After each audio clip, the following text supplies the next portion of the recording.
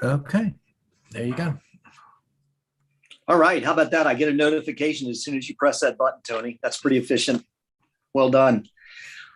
All right, everybody's online here. We're good to go. Tonight is January 18th. It's a Tuesday. It's a Town of Poolesville Commissioner meeting. I'll call this meeting to order. Before we get started, we always like to get rolling with the Pledge of Allegiance. Jeff, since you have the flag right in front of you, can you get us going? Yes. I pledge allegiance to the flag of the United States of America and to the republic for which it stands, one nation, under God, indivisible, with liberty and justice for all. Excellent. Thank you, Jeff, for that. I see you being my permanent leader of the Pledge of Allegiance as time goes on. You do it really well. Okay, we're on, if everybody has their agenda in front of them, and it's been posted online, it's out there, various places for people to see it. We have an announcement section right now, and the announcement section is in general good for if the commissioners have something that's going to be outside of their where they're going to be reporting. So we have commissioner committee reports coming up. If the commissioners have something that's outside of that they want to talk about, and that's also not on the agenda, they're welcome to talk about it now. Does anybody have anything for the good of the order? Jeff has raised his hand. Yeah, but I may be out of order because I lost my agenda and I got to go print it out again. Is the distribution? Yes, it's on the agenda. It's down. Okay, we'll be getting to it. Okay, thanks. I'll just wait until then. Thank you. Anybody else? I can only see 4 people. So if anybody else has something to add in, let me know. Any other announcements? The only announcement I would have to say is I wanted to say up front that I wanted to thank Carrie and Martin for their leadership over the last few years. And I know that's been extremely difficult times, and they performed admirably. And they've gotten us to where we are right now. We've survived COVID. Town hall is still in one piece. We've moved forward on a bunch of different things as well. And I want to say up front that I appreciate their efforts and everything they've done. Again, I'm only in this job for the next 10 months, as long as the board will have me. And after that, it's going to be up to others to step up to lead. And I think we'll have a great leadership group by then between our previous experience, our next experience, and potentially new commissioners. Also, too, I wanted to ask Carrie if you were still willing to serve both for events and as well as our MML liaison. You've done a great job on that so far, and I want to make sure that you're still on board for those. Yes, I'm on the MML board, I think through May. Okay. Well, that's to me, that's a very important function to let us know what the MML is up to and how they can provide, give us leadership and help us on events that we happen to be working on. I also have another question. That's a good segue, actually. The next MML meeting is this Thursday, the 20th. Great. Thank you. Well, we look forward to your report at the next meeting. And Carrie, too, I have a question for you. I know that there was some back and forth on the highway user funds and then the letter that was generated that we voted on to approve. And I'm not sure if Bobby ever got your final version or some sort of Word document that we could generate for that. So if you've already sent it to her, great. But if you haven't, if we could get that to her so that the town could generate that letter in your name, I'd appreciate it. And I'm not even sure where that stands. So you can run with it. Yeah, to be honest, I thought that the last was with Bobby to make the changes that we came up with. I just think she was missing your Word document on it, and she was either going to rebuild it or maybe she didn't have it. Oh, okay, so sure, I'll send it to her. Sure. I appreciate that. Thank you. And it's important, and it needs to reflect that the town of Poolesville is standing behind your efforts to finally get our highway user funds restored. And that's obviously been a how many year battle for that? It's longer, almost longer than I've been around. So it's something that we need to take place. Okay, that's it for my announcements. Were there any other announcements from the commissioners? Okay, back to you, Carrie, for events. Want to give us a down low on what we have going on? No events at the moment. I mean, we had a great event yesterday, but looks like we're going to talk about that later. Okay, yeah, and Carrie and Ed, when you guys want to, feel free when we get to the COVID distribution kit thing, you guys can pitch in. You all were integral parts of the distribution, and Jeff can be the one that gives that report as we move on. Martin, for the Planning Commission, tell us what's happening. What is happening is what you're going to hear about later tonight. The last meeting we discussed the master plan, which has consumed a lot of our time lately. We heard a presentation from Wallace Montgomery on Jay's strong recommendation to have an outside consultant do a lot of this plan with us, work with us to help write this plan. Jay obviously felt strongly about it, as he let you guys know, and so did the rest of the Planning Commission. They voted unanimously 5-0 to recommend to you all that we spend I think it was $68,000 and change to have Wallace Montgomery write the master plan. And I believe Tony's told us Wallace Montgomery is a good outfit.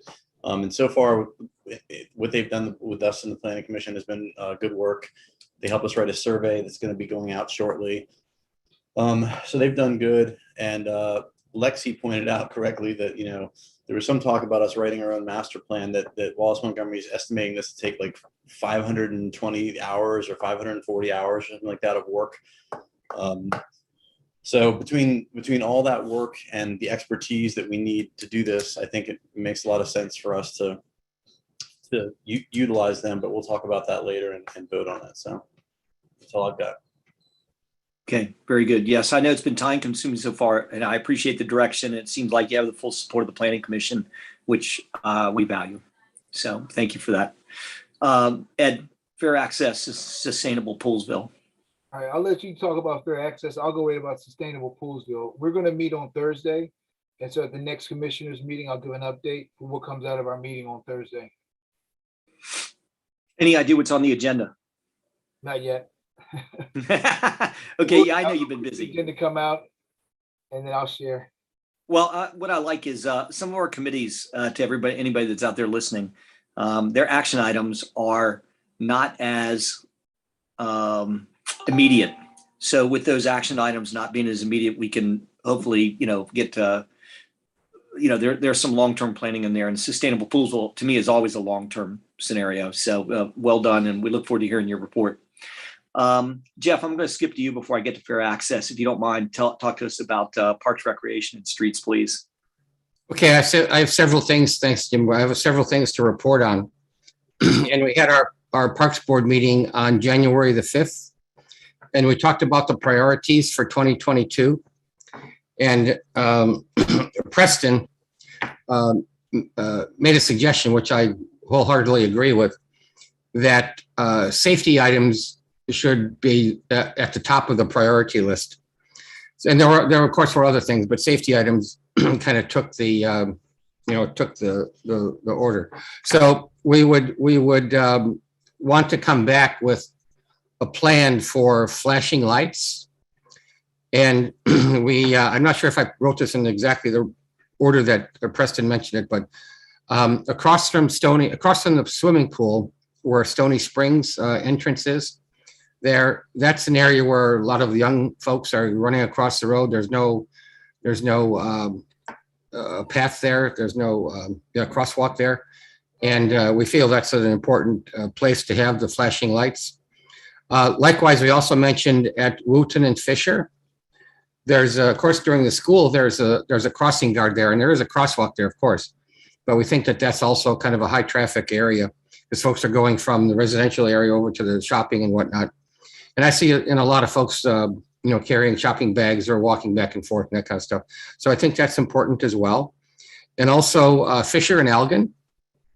So right along, and I think we talked about this before, especially over by Locals, where the road gets quite narrow. And it's sometimes a bit confusing. And when the cars try and pull out of where Locals is and then go around and travel, I guess it would be east on Fisher Avenue. So we think that we need to figure something out there. And I know we've discussed that before. So that's going to be our priority on the Parks Board. and then also by the high school. So a lot of the high school students, they go across the street to get their lunch. And we think that there should be some kind of an official crosswalk. There's nothing there now by Wooten and where Wooten comes out onto West Willard. It's kind of right near where the new eye doctor office is. But the students go across there and they get their lunch, I think, over at the Baptist church. And then there's, the big students that walk, there's students that walk, of course, back and forth. So that's kind of a top on the safety list.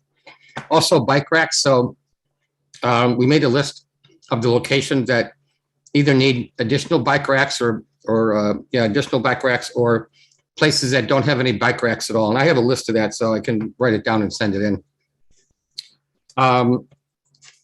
That's okay. That's it. And also Jeff McIntyre is going to send a list of the bike. Well, he's going to organize a prioritized list of where the bike racks will be. Also, Preston mentioned about, you probably all have driven by and admired the Christmas lights, which are still there. And we all kind of agree that they look really good with the snow on the ground. So nobody felt any urgency to take them away. I know I certainly like that. Everybody on the Parks Board, of course, was really giving Preston a lot of accolades, because at the last snowstorm, and people, I wasn't awake, but people were mentioning that the roads were already clear at 7 a.m. So, and I know I see on Facebook as well a number of folks mentioning how well the snow is cleared on the streets in Poolesville. So, you can't say enough about that. Preston said that he has a number of things, or he said he had 2 trucks ordered, and he ordered them over a year ago. And this is just kind of a symptom of the bigger kind of logistics chain that has been kind of slowed down all over the world. So he's still looking forward to getting that. And also Preston said, there's a lot of citizens that use the parks and they have their eyes on things that maybe need to be a little bit spiffed up or repaired or this and that. So he encouraged anybody who's at a park that say they see something might be broken or needs a little fixing up, please send him an email or just notify town hall, and then they'll get over to Preston. And it just helps him, because a lot of folks, he's got his crew and all that, but they can't be everywhere every day. Also, he mentioned about sidewalk grinding. And just curiously, I noticed that the sidewalk right in front of my house was ground, bzzz. And I thought, why the heck would they do that? Well, Preston explained, a very good explanation, that when there's trees nearby, the tree roots tend to push it up, or the frost tends to push them, or the sidewalk slabs are a little bit above, not even Steven. And he says that's not ADA compliant. So when one gets bumped up over the other, they come and ground it down so it's more even. So if a disabled person needs to have a more even path. So that was I didn't know that. So that was quite informative. And so that's my report for tonight. And like I say, Jeff McIntyre is going to send a list of the priorities of the bike racks. Thank you. Very good, Jeff. And thank you for bringing that up. I wanted to mention 2 things. One was extremely proud of all of our town staff for weathering what's been a snowy January. They've done a great job. I'm talking about everybody from Andrew Witt, Matt Haga, of course, Preston, his whole gang, Tony's leadership. It's been, our guys know what to do. They've done a great job with it. And I truly appreciate it. Everybody's streets gets plowed way before the county plows the rest of the streets. So, and I saw what we even did on Fisher Avenue. We've done a nice job. Even though the county trucks still do come through Fisher Avenue with being under our control, we'll take it. Also, too, I wanted to mention, I'll be mentioning this at the beginning of every meeting, is who else is in the meeting besides the town commissioners. If you guys have, to the people out there in Poolesville, the people on our staff, it's not just the staff folks that you read about, Tony plus Bobby, Maggie, and Kathy in the front office, the 3 teams of people that are down at our wastewater treatment plant, which includes Preston and his group, Matt Haga and his group, Andrew Witt and his group. We also have our town attorney, Jay Gullo, who's on with us tonight. And I know he's got multiple obligations. So Jay, if you have 2 screens on or 3 screens on at the same time, it's okay. Thank you for your expertise. Also, John Strong, our town engineer, is in on these meetings as well. So we're not a threadbare group here. It's not a skeleton crew. You've got a full contingent of commissioners, and I know our department heads are also watching these meetings as well. So, and I appreciate everybody's input on that. Last but not least, for me, fair access. As you guys know, this has been a big week of wins for fair access. Link couldn't contain himself with his postings. I don't blame him. This is something that we've been working on for years, and the people that worked on it for years before us all share in what looks like, to me, potentially a huge, huge win for Poolesville and the Poolesville community.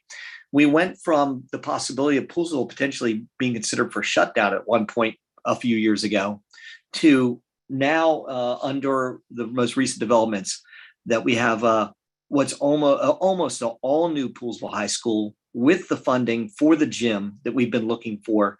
All this has come together this week. Can't really just say enough about not just Fair Access's efforts, but the efforts of the commissioners, all of us, as well as our residents who have chimed in and given us expertise. David Griffith's one of them. Lynn Schraber is one of them. The guys, Gina Grubb, our athletic director, has come in at key points. This has just been an amazing, amazing team win. And when you look at it, it's a 5 to 7 person committee that has generated $100 million give. It's amazing. And I want to thank our friends at Foundry, former Van Eperen too. They have given us excellent guidance on this. And looks like we're headed to the finish line of an obligation of $100 million for an almost all new high school, as well as an all new gym that will be tilted in the right direction. Some of this maneuvering took place basically because of lobbying all the people that have to be lobbied. The town commissioners are not lobbyers, but Fair Access is a group of lobbyers.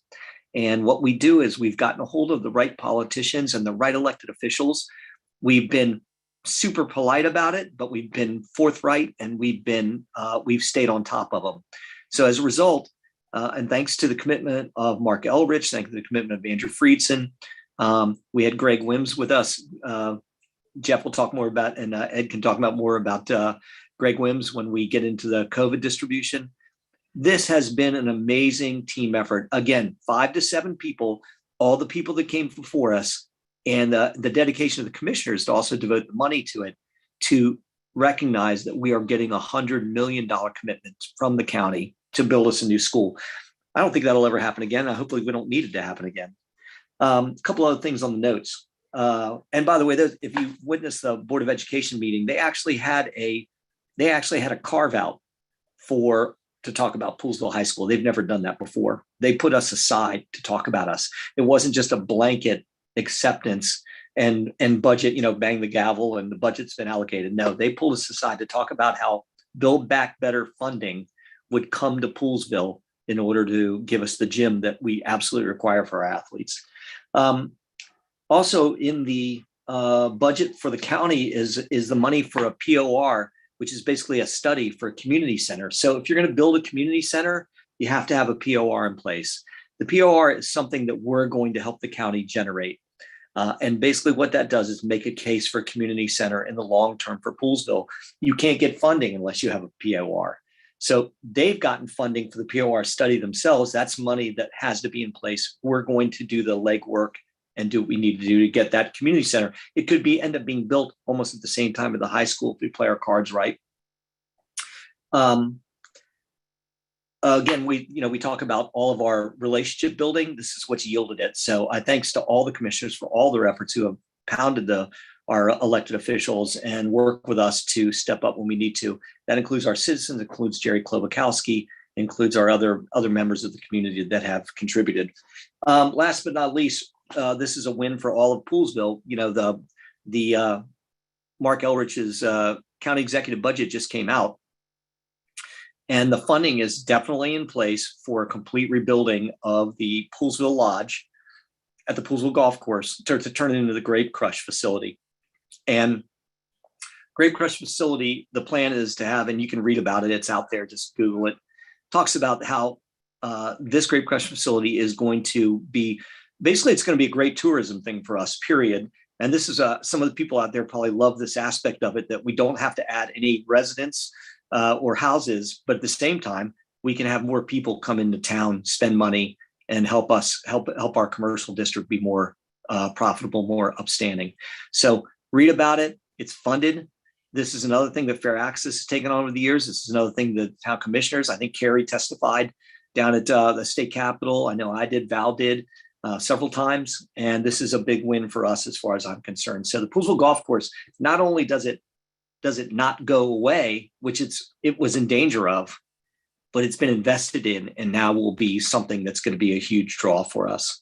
So that's where we stand on that right now. And that I might have a little more on Fair Access because people are texting me right now to make sure if I didn't forget anything. So if we have to come back, we will. Any other questions on any of the Fair Access, any of the commissioners' reports, anything from anybody about that? Want to cross-examine each other? Sorry, Jay, 2 years of pre-law. No? Okay. Anything to cross-examine? Anybody commissioners want to talk to each other about their initiatives? Great. Okay, we're going to go right to approval of the minutes. We've got 2 sets of minutes to approve. One is from our regular meeting on January 3rd, and the other one was from our special meeting on January 6th, where we went into open session. Well, I need to see if anybody has any questions on the minutes. If they don't, then I need a motion for approval of the minutes from January 3rd. Anybody make a motion? Questions on the closed session minutes. Okay, gotcha. We'll get to that then. Approval of minutes from the January 3rd meeting. Jeff, that's a you. Remember, I can't see you, everybody. So this is Jeff Eck. I make a motion to approve the minutes of the January 3rd Commissioner meeting. Okay, good. We have a motion on approval of minutes for the January 3rd meeting. Do we have a second? Sure, Can I hear you? Okay. Second from Ed. Thanks, Ed. Thanks, man. Motion and second for the minutes, approval of minutes on January 3rd. All those in favor say aye. Aye. Aye. Anybody opposed? Okay, those minutes have been approved. For the next round of minutes, for the beginning of the closed session, we were in open session for January 6th. Do we have an approval of those minutes for January 6th meeting? Carrie had a question, didn't you? Did you, Carrie? She's going to go with the, I think she's going to go with the executive session. Oh, okay. Okay. Is that right, Carrie? I'm not messing you up there? Yes, thank you. Right. So January, for the January 6th open session meeting, do we have any questions about the minutes? Can we get a motion? This is Jeff Eck. I make a motion to approve the minutes. Jeff's made a motion to approve the minutes for January 6th. Do we have a second? I'll second. Second from Martin. Any other questions or commentary? All those in favor of approval of the minutes for January 6th, please say aye. Aye. Aye. Anybody else? Any nays? I'll abstain. And there's an abstention. Thanks, Carrie, who wasn't able to attend the meeting. So those minutes are approved 4-0 and 1 abstention. Okay, executive session minutes.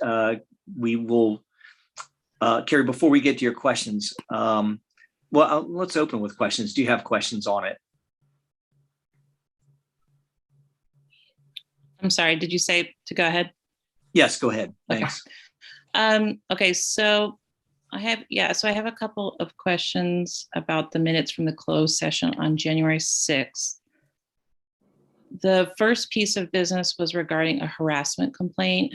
So Jay, you provided these minutes, is that correct? That's right. See here.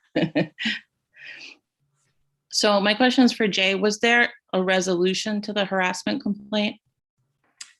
There was only discussion. There was no action taken. Okay. And were all parties notified? Parties as in? And all parties to the harassment complaint? No, this was just for the commissioners to deal with under personnel. There was no other people to talk to. Okay, so I guess my question is, what are next steps in regards to this harassment complaint? We're going to follow up with what the commissioners talked about in closed session. So it's not really appropriate to talk about an open session, but there's going to be Okay. follow-up on it and then brought back to you all. Okay.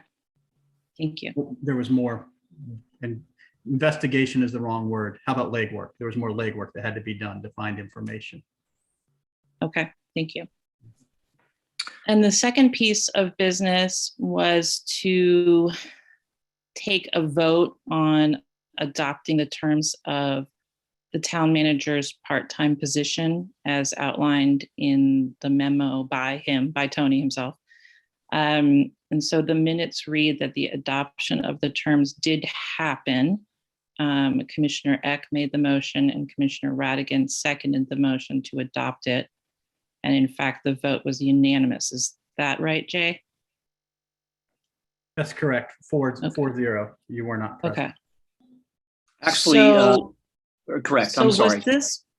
So this matter was done in closed session because the temporary policy of Tony staying on with us for 3 more months in a part-time capacity, which we had announced to the public already, it needed to be officially adopted.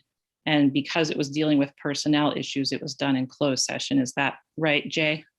That's generally right, but the specifics were when you all talked about this at your closed meeting in December, was when it was laid out to you all. You didn't make any decisions, you just discussed it. And so when we looked at the specifics, which wasn't really whether Tony will stay on, whether it was part-time capacity, that was pretty much given. It was, how do we calculate leave? How do you calculate pay? How do you calculate this? What is the scope? What is the chain of command? All the things he had outlined to you, but there were details and questions that the commissioners asked, I asked, Tony asked, back and forth. So they agreed that the terms of what you all saw in basically in full in December would be what you would honor. And those were what you had talked about already. Okay, and so then in that closed session on the 6th, per the minutes, that was codified or whatever the word is, it was made official, and then it was adopted, the terms were adopted, and in fact, the vote was unanimous. Right, the terms as to the pay, the leave, the compensation package, Okay. those types of things, yes. Okay. And so if there were to be another conversation, an ongoing conversation amongst commissioners in a room somewhere, or even perhaps over email, continuing to discuss this matter, of possibly going another way forward with this matter, would that constitute a meeting of the commissioners? That's 2 separate questions, I guess. If there were commissioners that were simultaneously discussing some other alternative, then it could be a meeting if there were a quorum present, a public business was being discussed. And that's 3 commissioners. 3 commissioners. It comes back to what was done at that meeting. So to your first part, kind of going in a different direction, the discussion without trying to violate the closed meeting issue was not about scope or authority or time period. It was about compensation. It was about leave. It was about those things that you talk about in closed session when you're negotiating them out. So those were the things that if there were discussions about that, it would be going in a different direction. So it was very finite. My recollection was very finite about what we were talking about with Tony's, I'll call it a contract, but it's not a contract, but that was what it was. Okay, thank you. Okay, very good. Is there any other questions about, and Carrie, I hope that answers your questions in terms of anything you had on the closed session. Got a confirmation? Kind of, sort of. Okay. All right, we'll go with kind of sort of then. Potentially to be discussed further. So I appreciate that. All right, thank you for that, Carrie. Appreciate trying to add some clarity to it. Does anybody have any other questions regarding the minutes for the closed session? Nope. Okay, could I get a motion to approve the minutes for the closed session? I'll make a motion we Anybody? approve the minutes for the closed session. Martin makes the motion. Do we have a second? Second. Second from Ed. Okay, any other discussion? Nope. Okay, all those in favor of approving the minutes for the closed session, please say aye. Aye. Aye. Anybody opposed? No? And sustain? Abstain. Yep, abstain, sorry, abstain. Don't read the word sustain when you want to say abstain. Yes, abstention. Okay, Carrie, thank you for that. So that is the approval of the minutes for the closed session for January 6, 2022. Approval 4 in favor, 0 against, and 1 abstention. Thank you for that. Okay. Moving forward, public comment. This is the time where we're going to see in a little bit where the commissioners will all have an open discussion about how we're going to handle public comment in the future. But for now, this is the time for public comment. So I'm not sure, Tony, if there's anybody in the queue.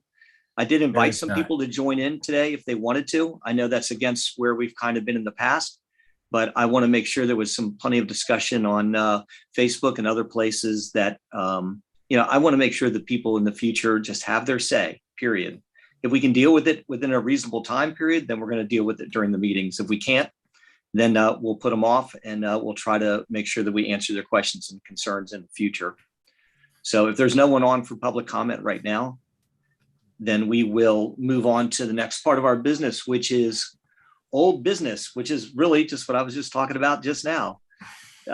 This is in the past, or in the recent past, not when I was president before, but in the recent past, we've, under our attorney guidance, have limited our interactions with residents during our meetings. And yes, this has been a difficult time between Zoom as well as, COVID restrictions, people missing meetings because of, they haven't felt well, our town attorney, people, that we've been doing the best we can to try and get all the team members in place so that we can act responsibly as a town government. And I appreciate everybody's efforts on that. Where I want to go, and I'm moving this up to the floor for our commissioners, because I know there's going to be questions on this. But what I'm suggesting we do is that that we announce that, yes, there will be there's room for public comment during the meetings. It doesn't have to be how I did it in the past, where I allowed public to comment on different agenda items as they were going through, because it didn't make sense to me to have all the public comment at the beginning of a meeting. Then we talk about things and then we don't get any feedback from the residents at the time on those issues. So I'd like to propose that we go back to some sort of a hybrid here, and I think it'll get better when we meet in person. But I want to have, I want to make it so that we can communicate with our residents more forthrightly and in the space of the town meeting, because here we have all of our expertise is lined up on this screen right now. And hopefully all of our expertise when we meet in person will be available in one way or the other, either virtual or straight up. So Jay, I know you're probably grimacing right now, but I'm going to toss it to you to give us a little more clarity on our direction in the past and how you could see this evolving a little bit. Okay, the reason the president's throwing it to me is I teach a class for the University of Maryland on effective meetings on behalf of the Maryland Municipal League to all the elected officials. And one of the tenets that I teach in this class that I ask all the elected officials and meetings in the state to adhere to is to set a time limit for speakers, because that ensures fairness and it ensures uniformity, and it helps the presiding officer and body deal with speakers. And you see how that is, could devolve where somebody, we're not talking about the people that won't sit down and shut up. That's, if they're being disruptive, that's a different thing. But if somebody wants to go on for 5 minutes and then you cut them off, but the other person goes on for 10 and you don't cut them off, so it creates uniformity. And it makes it easier for a presiding officer who is also one of the board to deal with it. And it also depends on the experience and things like that of a presiding officer and the rest of the body. Aside from the presiding officer, the other reason that I always try to ask people to do this is it's fair to the other commissioners or council people, as the case may be, because they don't have the gavel, they don't control the flow of the meeting, but they have to listen to potentially people go on for 10 or 15 minutes if the presiding officer doesn't do something about it. And then they have to be the one that interrupts. So it's not really a question of rudeness, but it's a question of decorum. And so that's why I have asked that to happen. Carrie instituted that with my advice and blessing, saying that would be the way to go. And I know that there's some change here. It's not to say that you couldn't do it a different way. It's not illegal to do it a different way. But when you do it a different way, the entire body has to be on board with doing it a different way. And the presiding officer, so President Brown, really has to be able to handle the speakers, because you don't want to tell somebody, sit down, we don't want to hear from you anymore at 3 minutes, but let the person after him talk for 5 minutes. You have to enter that. The other thing is, and then I'll close, is I've always said that you don't really want to enter into a dialogue. There's nothing wrong with dialogues where you're asking further questions to get more answers, okay, that kind of thing. But this isn't a game show. And what I mean by that is you come to the meetings and a person who wants to talk to you has all week to prepare what they're going to ask you. You don't know the answer till they ask it, like on a game show, and then you're there trying to figure out the answer. And either you have the right thing to say is, I'm not prepared to answer. Nobody likes to say that. Or you throw it to the staff, who again is not prepared to answer. So the normal thing would be to tell people, instead of getting in a back and forth and trying to answer the questions right there, you say, thank you for the information. We'll get the answer, and then you follow up. And we've tried to institute that in the past. And sometimes people say, where are those answers? And that's a hard thing to deal with. For example, if you have a person that comes in saying, my water is leaking in my basement, you say, well, I don't know about that. I'll follow up on that. Why would you post that on a web page so that the public, nobody's interested in that? But if it's a policy thing, I see why people might want to say, well, I was interested in what they said, and I never did find out about the answer. So it's really got to be a happy medium. You got to kind of play the temperature of the room when you do these things. So yes, I was really at the impetus saying that you should have some rules, and that's a guidance. That's only a guideline. Thank you, Mr. President. You're welcome, and I appreciate the background on that, Jay. And in my previous terms, I definitely relied on you to, I wouldn't say bail me out, but your legal advice is always very respected, as is the word of our town engineer, town manager, et cetera, when we need some expertise. So commissioners, I'm kind of putting this back your way. I have a undying, Jeff, I'll get you, don't worry. You're going to be my primary. Even if you don't want to be, you're going to be. So, my thoughts here on this is that I give Carrie a lot of credit. She's faced a lot of questions as she was president, and Martin too, as vice president. And I give them a lot of credit for answering and trying to stay on top of it as much as they can. What I'm asking the commissioners to do is to just, let's have a little more free rein to have some conversations with our residents. But I also ask you too, that if you're going to be commenting, then you better make sure you have it together on your comments. And if you don't know, then don't talk about it, because what the last thing we want to do is put out bad information to our residents. What I do though, I like what Jay said. It's question time. It's time to actually get more information from residents. I don't want them to, if they will roll up and they've got this planned 3-minute speech where they're just going to go out and lay it out for the, their thing, and they've timed it to 3 minutes, and we have some follow-up questions. I want to be able to answer those follow-up questions and maybe get some clarity onto how we can answer those people. The other thing is we got to have some trust. If the person is just completely very upset and obviously bothered by something that we're dealing with, then there might be a time for a little better decorum, and we'll just let them kind of vent themselves out, and then all of us can take good notes and we can figure out how we're going to work with that person. So I guess the impetus here is I want to hear from each one of you, but what I want to see us do is be more open. I want us to have good communications with our residents. We can use the meeting for a forum, We just can't let it get out of hand. I've done this already. I'm not going to let it get out of hand. I've dealt with some of the greats of Poolesville, the Conrad Pretendras, the Rudy Goals. These are the people that were amazing in terms of holding the commissioners' feet to the fire. They actually were a lot of fun. They wanted the best for the town. Tell me, commissioners, what you think. I'll tell you what I think. I think that I agree that when somebody comes in and has a question or questions or concerns, they should get a reply somehow, some way. I do think that we pay Jay a lot of money and that we should follow his advice. I mean, I think that, going rogue is and just saying, well, let's just here's this like advice we paid for, this really good advice from like, one of the most respected town attorneys in Maryland, and yeah, we don't need it. I think that's kind of silly.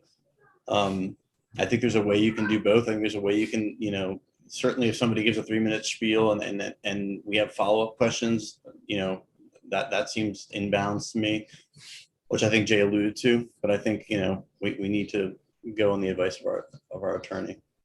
So Martin, let me just make sure I have this right. And I think we're pretty much on the same page here. That if residents need some engagement in terms of question and answer from the commissioners.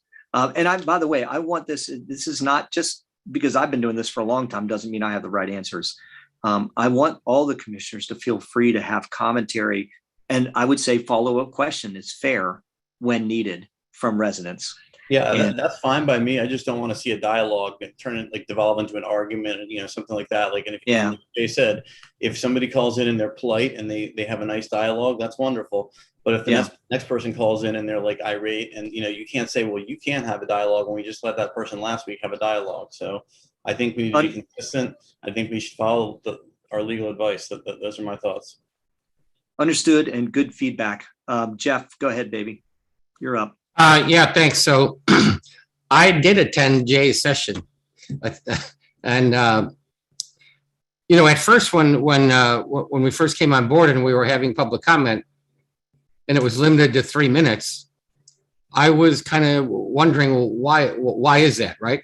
And then when I attended Jay's session, Jay in his effective meetings class, he clearly explained, as he just did now, why there's a limit and why it isn't a dialogue. Now, having said all that, if we know an answer, we should definitely tell the person what the answer is. Someone asks us a very clear question like, when is trash pickup? And we say it's Wednesday, right? Then that's kind of a done deal. That's rarely the situation, right? And so I think we should absolutely, maybe we should make it 5 minutes. I don't know. We can talk about that. But we should absolutely respond to the person's questions on the website or on the Facebook, because I readily admit I am not smart enough to answer questions that are put to me on the spot. Unless it's like, how old are you? Right? I know that. So this is not, and I don't mean to make fun of it. And the residents have every right to hold our feet to the fire. Absolutely, right? If they voted for us or they didn't vote for us, now we're the commissioners, we got to make decisions. They have absolutely every right to hold our feet to the fire and to ask tough questions. The thing about tough questions is we don't always have the correct answer right at that moment. So, and I don't want me or someone else to say just the wrong thing just to answer the question. That would be worse.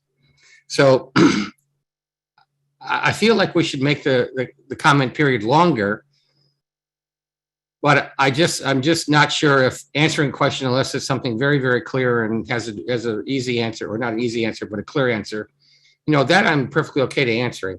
But if it's a complicated answer, then all 5 of us might have a different answer, and that's going to be more confusing. So I honestly think that we should listen to the question and then come back with a thoughtful answer for the person, and post that. We should email the person back or whatever, but also post it on the Facebook page and the town website and that kind of thing. Yeah, let's see. I made some notes here as everyone else is saying. Yeah, and I also want the permission, maybe from you, or just I don't really have to ask you for permission, but if someone asks me a question and I don't know, I'm going to say, I don't know. And maybe every commissioner thinks like they're the smartest person in the world. I'd like to think that, but I'm not. And it's been proven many times. So if someone asks me a question and I don't know the answer, and that might be very disappointing to that person, but I'm going to say, if I don't know, I'm going to say I don't know. And I don't want everyone else to groan about it and say, oh, you should know, right? Because that's not going to happen. So, you know, if someone were to, Jim, if you were to say to me right now, should we allow for a dialogue? I'm really, really on the fence because it's going to depend on the question. Is like Martin said, well, the other person got an answer and I didn't get an answer. This is not an easy, it's not really that easy. And if I had to fall back on the safety net, I would say, take Jay Gullo's advice. Maybe we make 3 minutes, 5 minutes, you know, we can debate that. But in terms of an answer, I would say, unless it's a really clear answer and someone knows exactly the answer, I think we just give ourselves a little bit of time to make a thoughtful response to that person and post it on the website. I know I'm repeating myself, so I'm going to yield the floor and let someone else speak. Thanks, Jim. Got it. And I think I got what you're saying here. I mean, I probably prefer to stick to 3 minutes. If somebody runs on a little bit longer and they're being polite and they want to have a good have like questions or have answers that we need to ask the questions to, I get that. And I think, again, all commissioners really have to show their own discretion on this. In the interest of not having the meetings run longer either, I won't be doing that as well. But I want to make sure that that our constituents and our residents get the answers they're looking for. Ed, you want to kick in, buddy? Yeah, sure. And so I'm taking my notes as well. So what I wrote down, it's we have to have a process to follow up on public comments and really look at what is that process, whether that's responding on the spot, whether that is having a designated location where questions are being responded to on the town website. And then you got to look at, is it a policy issue? Is it a personal issue? Is it a personal issue? Are there concerns? Are there recommendations? And so I think you have to look at what's being said in terms of what the public comment is itself. And then you have to determine, is that something that's unique to that individual, that's a personal piece, or is that something that it's questioning a policy issue that affects other people? And then I think in terms of dialogue, I think the way to go with dialogue, perhaps there might be a clarity question that's asked from the commissioner, or any commission might just ask for clarity. If you're not really, if I don't understand what a person's saying, or if I'm missing a point, I might ask a follow-up. And so that person responding to the follow-up is not an additional 3, is not like they've gone over their time. But if we have a brief, concise follow-up in terms of getting clarity on what's being said. I also think that we should just have go in, examine our ground rules for the public comment. And then we go ahead and state up front what that method of feedback would be. I think one of the things that I often go back to think about, one of the people, she had made public comment, I think probably back in June, and we had this discussion about how do we follow up when someone asks a question. And while it might be a great question and other people would like to have the answer also, so it benefits everyone from hearing that answer. So we just have to look at who's responsible for it, and where can it be housed with consistency. So maybe Facebook might not be the place where, maybe it is, maybe it's not, but it should be something that's controlled by the town. And so I go back and look at, if we have a place where it might even be a running document, it's public comments held on the 18th of January, and then response to public comments from the January 18th meeting. And then we work with the town manager just to make sure that accurate information is housed in that location. That way, it's because the different Facebook pages we don't control. Now, if someone wants to pull from the town page, say, hey, this is what was there, but it's important to have a location where we control that what gets put on there. Ed, I'm 100% on board with you, with one exception. We fall into the who on that.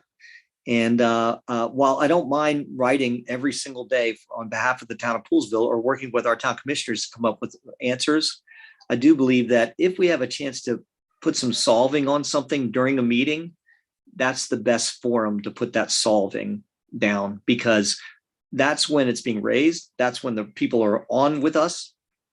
And that's when people are watching, versus having to stop, go back, write up the answer, put the answer out, and then being accused of whoever's not following us on all the various places that we might be posting that they never saw the answer and they didn't have any follow-up. So I agree with you, and I definitely agree with Jeff too. Martin, we need to have still limit and have thoughtful dialogue at best with our residents, just to make sure that we, it's not doing it for face value. It's doing it to really provide answers and direction for our residents.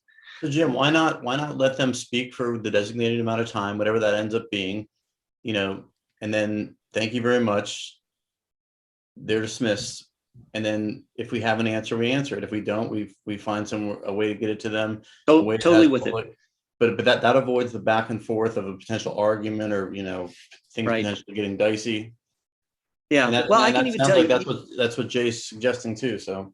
Well, I think that it's important that all the commissioners really recognize, and Jay will be the first one to tell you, I definitely wasn't perfect in my previous term, but no one can say that I didn't engage the residents. And did I have some wrong answers sometimes? Yeah, and I've learned some lessons from it too. So, and all of us have some different levels of expertise. Carrie's run the show for a couple of years. Martin, you've been very involved. Jeff and Ed have a year under the belt. Everybody has something to contribute. So I would say that if we hold that comment at 3 minutes, if there's more to be gleaned from the resident during that time frame, and we can potentially get some answers to them right away, we do. But if we don't, then we establish a protocol to communicate that answer back so that all of the public can see it. Yeah. Jeff, go ahead. I'll go after you. Jeff, hit the button on your microphone. We can't hear you. I think he's on. Thanks. Carrie didn't get a chance to answer yet, so I didn't want to jump ahead. No, we want to, and I want to hear from Carrie. Can you come back to me? Yeah. Okay. Carrie, go ahead. Yeah, so I've also been taking some notes, and I guess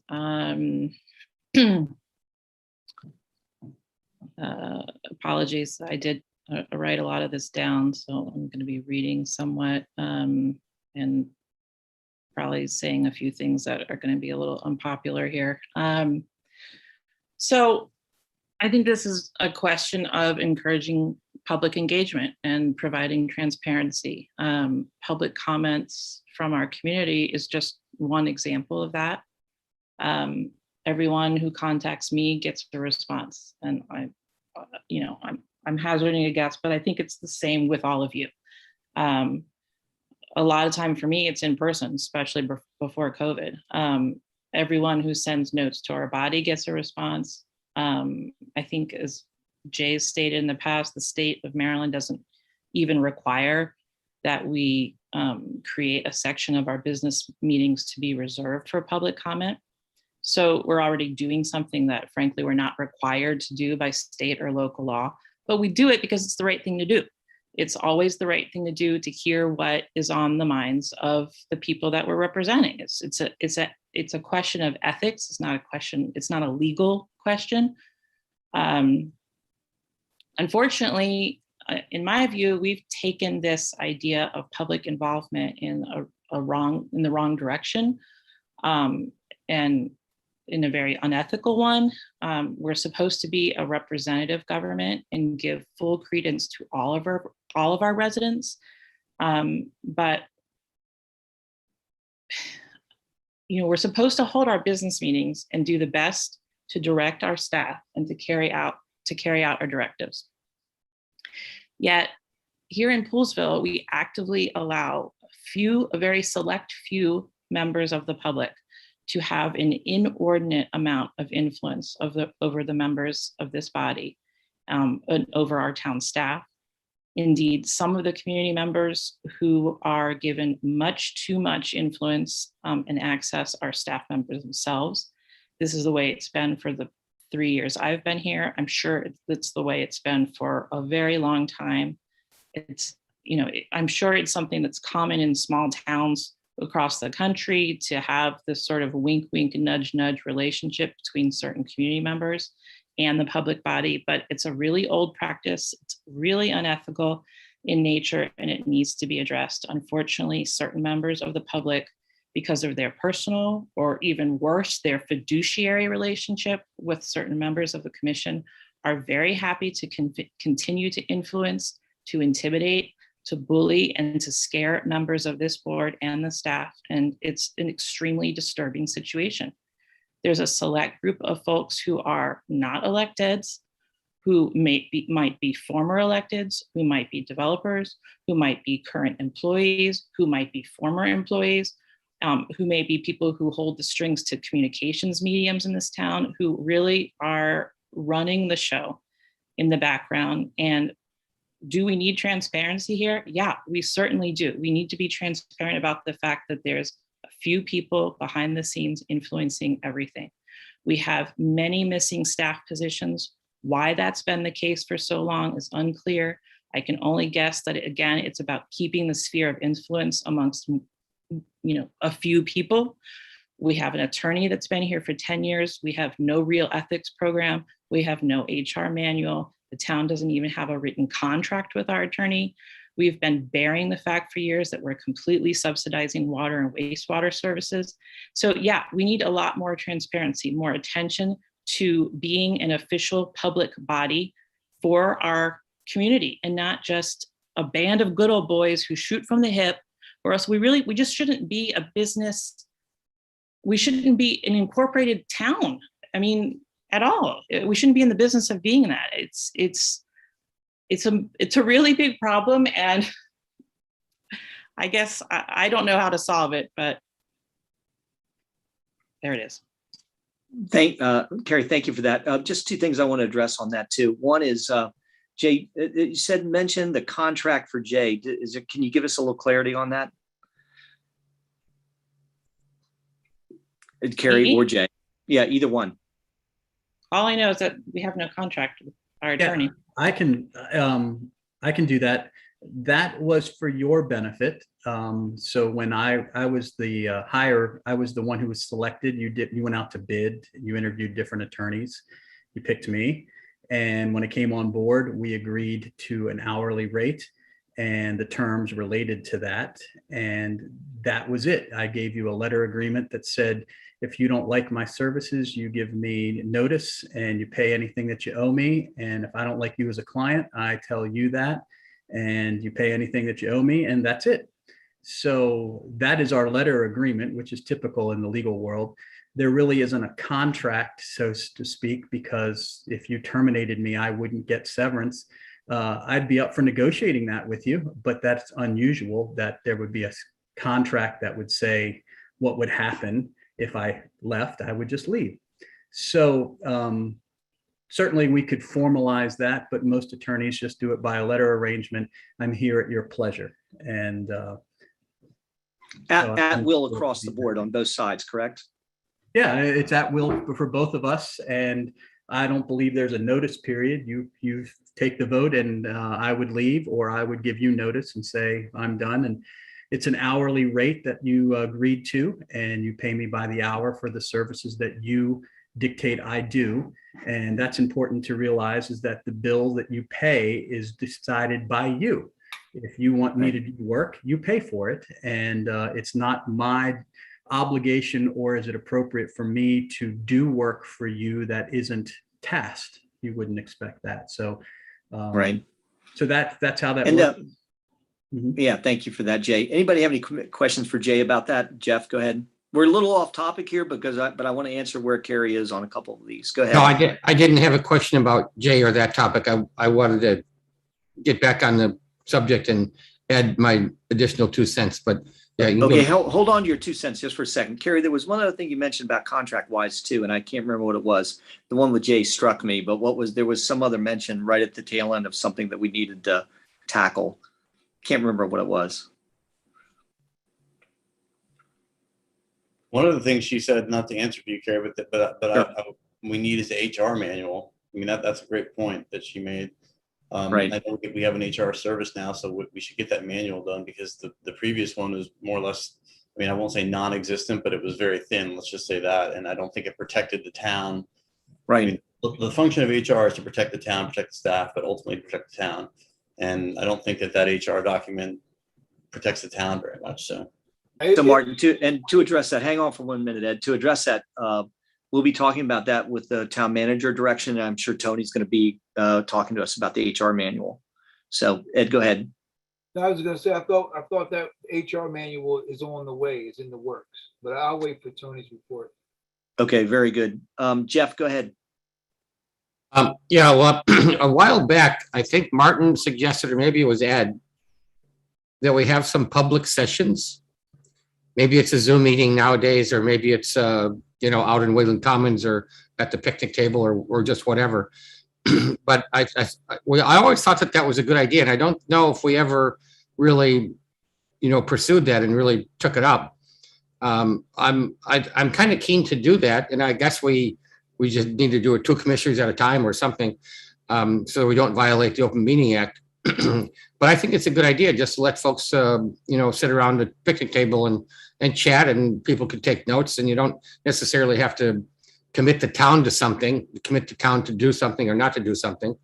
But maybe someone wants to come up and say, there's a fence on my property, I need to move it. Who knows, whatever it might be. But I totally agree that being more transparent, being more open, being more available, that's definitely a good thing. Thanks, Jim.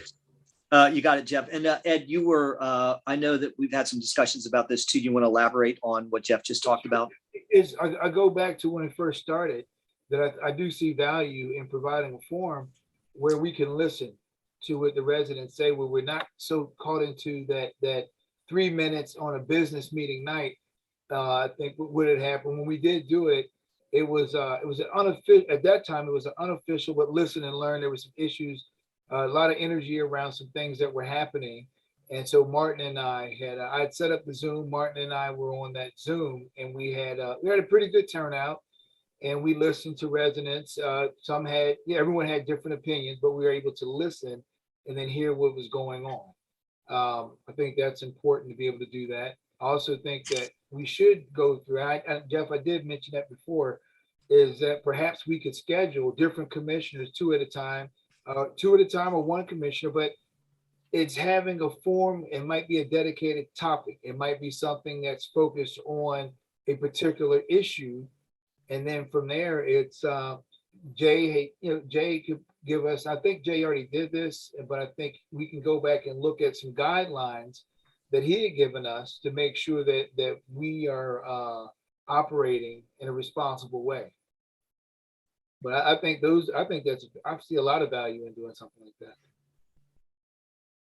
Agreed. I think that as part of this public comment protocol commissioner meetings, I kind of downsize that a little bit from what Jeff initially proposed for an agenda item. But without question, I think that it's that we reinstitute those forums. The one that Martin and Ed handled last time was fantastic. We could rotate any of the commissioners that want to be a part of it. I think it's smart. I think it's a great idea to have 2 of us, because 2 commissioners can play off each other, and they can give a different viewpoints if they have them, and keep the public informed. And I'm just looking at Jay. Jay went from not having a contract to now he's going to have to write some dialogue up for us for these open forums. But I know you can do it. We did that. That already exists. I provided that to Martin and to Ed when they had theirs, and it's easily to do so that you're not violating the open meetings law. And I believe they already used it. So. Yeah, it's great. Okay, guys. So commitment from the commissioners to go back to having forums, and Ed and Jeff, hate to throw stuff on your shoulders, but if you guys want to organize them and get a schedule set up, let's do it. We can start with Zoom, and we can move it outside potentially, and staying within all of our COVID protocols. I'd love to do that. Do we have a consensus, guys, on this direction for tonight? And I believe the consensus is that we're going to have this. To me, this is not a voting issue. This is just a policy. We have 3 minutes worth of dialogue.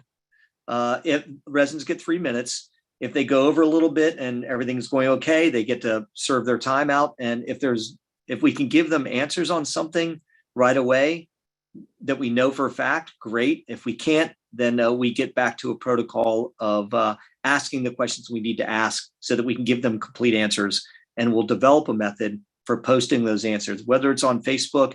Look how we just did it for COVID, right? How did we let everybody know that we had COVID kits coming? We went through all of our email chain, our alert system. We can do this with dialogue, but the more dialogue we have with the residents in person, if that's fruitful and truthful, then the less we have to write. That then gets kind of tightened down to where less people see it and it has less impact. Because if you guys are good with that, then I'd like to move forward with that form of I don't want to communication. get into the weeds, and No. we're already running late here. But just one thing to keep in mind is you just said that if somebody speaks for 3 minutes and things are going well, they can speak longer, implying that if things aren't going well, we might cut them off. But then how are you going to decide who gets cut off and who doesn't? I mean, does that solely fall on your shoulders? Do we vote on it? I mean, like, it just seems like, suppose somebody's coming up and like they're it's an issue you agree with, and you want to let them speak for 10 minutes, but then. No, I think what would be is just 3 minutes is the guideline. Okay. And I want to stick with that too. If if they're going to half, that's fine, but it can't go to Yes, 6, 7. that's all I'm saying.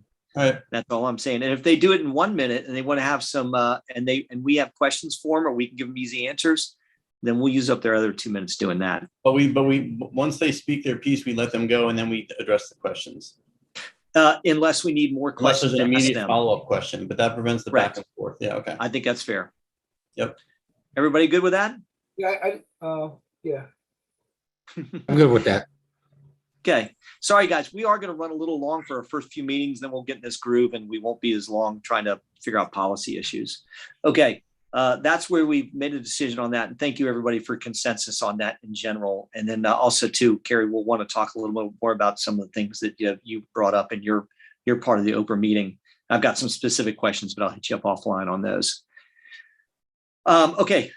The big one that generated all the fun today, discuss town manager and future assistant town manager hiring direction. As you guys know, and I'll keep this as concise as I can because I posted it everywhere and I've sent it to the commissioners for individual feedback, not group feedback, which we did not get. I just wanted to hear what our commissioners had to say about it, as well as other people that I've talked to, town residents, et cetera. My proposal is that we pivot and that we look to bring Wade back as a full-time town manager, starting ASAP, and have Wade help guide us because of his intrinsic knowledge, his abilities, and his, we don't have to have a training period for Wade, deal with a lot of the stuff that we have coming up. Tony's done a great job of doing what he's done, but Tony is definitely not going to be here in the future. And what I've proposed to the commissioners, what I put out in public today, is that Wade becomes a full-time employee, not an interim, not a contract worker, and he assumes the duties of the town manager. Yes, he'll be doing it remotely, but everybody's been doing things more remotely these days, and he'll be on site when we need him. And there's a lot of things coming up. Now, I sent out to all the commissioners, and we'll talk about it a little bit, and we can cut it short because we are running long. We have a to-do list that I proposed to all the commissioners, and I want your feedback on that to-do list. But in the meantime, the to-do list is imposing. It's daunting. It's going to need some action. And the reason why I proposed that we bring Wade back as a full-time town manager with no end in sight, but knowing that he's not going to stay forever either, but no end in sight. And then we pivot and shift our focus to hiring an assistant town manager that is, to me, will be a hybrid between Bobby in the clerk job and Wade as the town manager. And then we bring in somebody that potentially has some expertise and some drive to be that hybrid person. It also gives us a chance to elongate the hiring process so that we don't end up doing what we've done before. Nothing against Tony. He came in highly recommended. He's done a good job. It's just time for him to go. It hasn't worked. So this is to not beat our head up against the wall again and have another 2 or 3 year time period where we're not doing well on the town manager. This gives us a proven town manager. We have a lot of issues to tackle right away. And it gives us the time to hire an assistant town manager. Big projects coming up. I get your to-do list. I'll be putting them out there to the public. Don't forget, we're going to be building a new high school. It's going to take a lot of town manager leadership too. That's not just perfunctory. That's going to be work for John. It's going to be work for Jay. It's going to be work for the town manager. I want all of your comments. Tell me, Carrie, since you were last on the last one, why don't you be first on this one? Yeah, I'm a hard no on this. Thank you. That's it for it. That's your comments. I'll speak. You want me to speak? Yep, you're next. So I think that we should stick to the process that we originally agreed upon. I think Wade may serve a purpose here as a consultant, as someone to supplement the transition, as someone to help the new town manager that we're going to hire, as someone to be the buffer between when Tony leaves and the new town manager up to speed. I think there's definitely a place for him. He had his share of accomplishments here for sure, but I think that we need to hire somebody new, start the process, get someone in here. And I sent you guys an email, and I know I've said it before, but our staff at town hall is bare bones. And I think we need to address that. I think that it's not fair. I mean, like other towns that are our size have finance people, have planning people, have, some of them have HR. I mean, they have town staffs that are in their town hall that are probably 3 times the size of ours. For the same amount of residents. And these are not Montgomery County towns either, which, Montgomery County governments tend to be a little bigger, and people here, I think, demand more services than Frederick County might or whatever. But I think that we need a big picture person in here that can get a staff, that can get a part-time grant writer. I mean, think of all the money we're leaving on the table. How much have we had in grants? Gotten in grants in the last 5 years. It's not as much as we should have gotten. Again, Wade did the best he could being one person, but a dedicated grant writer would more than pay for itself. I know that's not exactly on topic. The other thing I'd like to say is that, I think that the town manager should be here. I don't know how many times Wade came when he was serving as our interim town manager. Did he come to town even once during that period? Yeah, I think he came a few times, but I'm not going to give him any more than that. But I mean, I think, we go through this constantly. Every time the times we've put out a town manager, job description, it's always like, okay, well, they have to live nearby. Is it 30 minutes? Is it 40 minutes? Is it in town? I mean, I think to say that all of a sudden that's okay, to let somebody work remotely, I don't agree with that. I think that a good town manager is going to be here, engaging, visiting, weekly, if not daily. So. Yeah, and I appreciate the feedback, Martin. You make excellent points. There's no doubt about that. And I am actually going to want Jay to weigh in on other town, just making sure that if you think we're understaffed, I want to hear from you, not the second. And Tony, I'm also going to want your opinion on this after I hear from Ed and Jeff on this. Go ahead, guys. Ed, go ahead. You're up. Yeah, I would like to have a little bit more discussion also. Just looking at looking at where we are right now. I don't have the benefit of being here prior to my year, but I do have the benefit of just looking at what took place from transition to transition. And so what I'm looking at and this is where I like to hear from Jay, hear from John. What are some of those big projects, things that have been sitting that haven't been tackled yet that really need to be tackled? That's something I want to hear a little bit more about. And then I want to look at where we are capacity wise, and then the time it would take to hire another town manager. And then does that mean dragging out other things longer?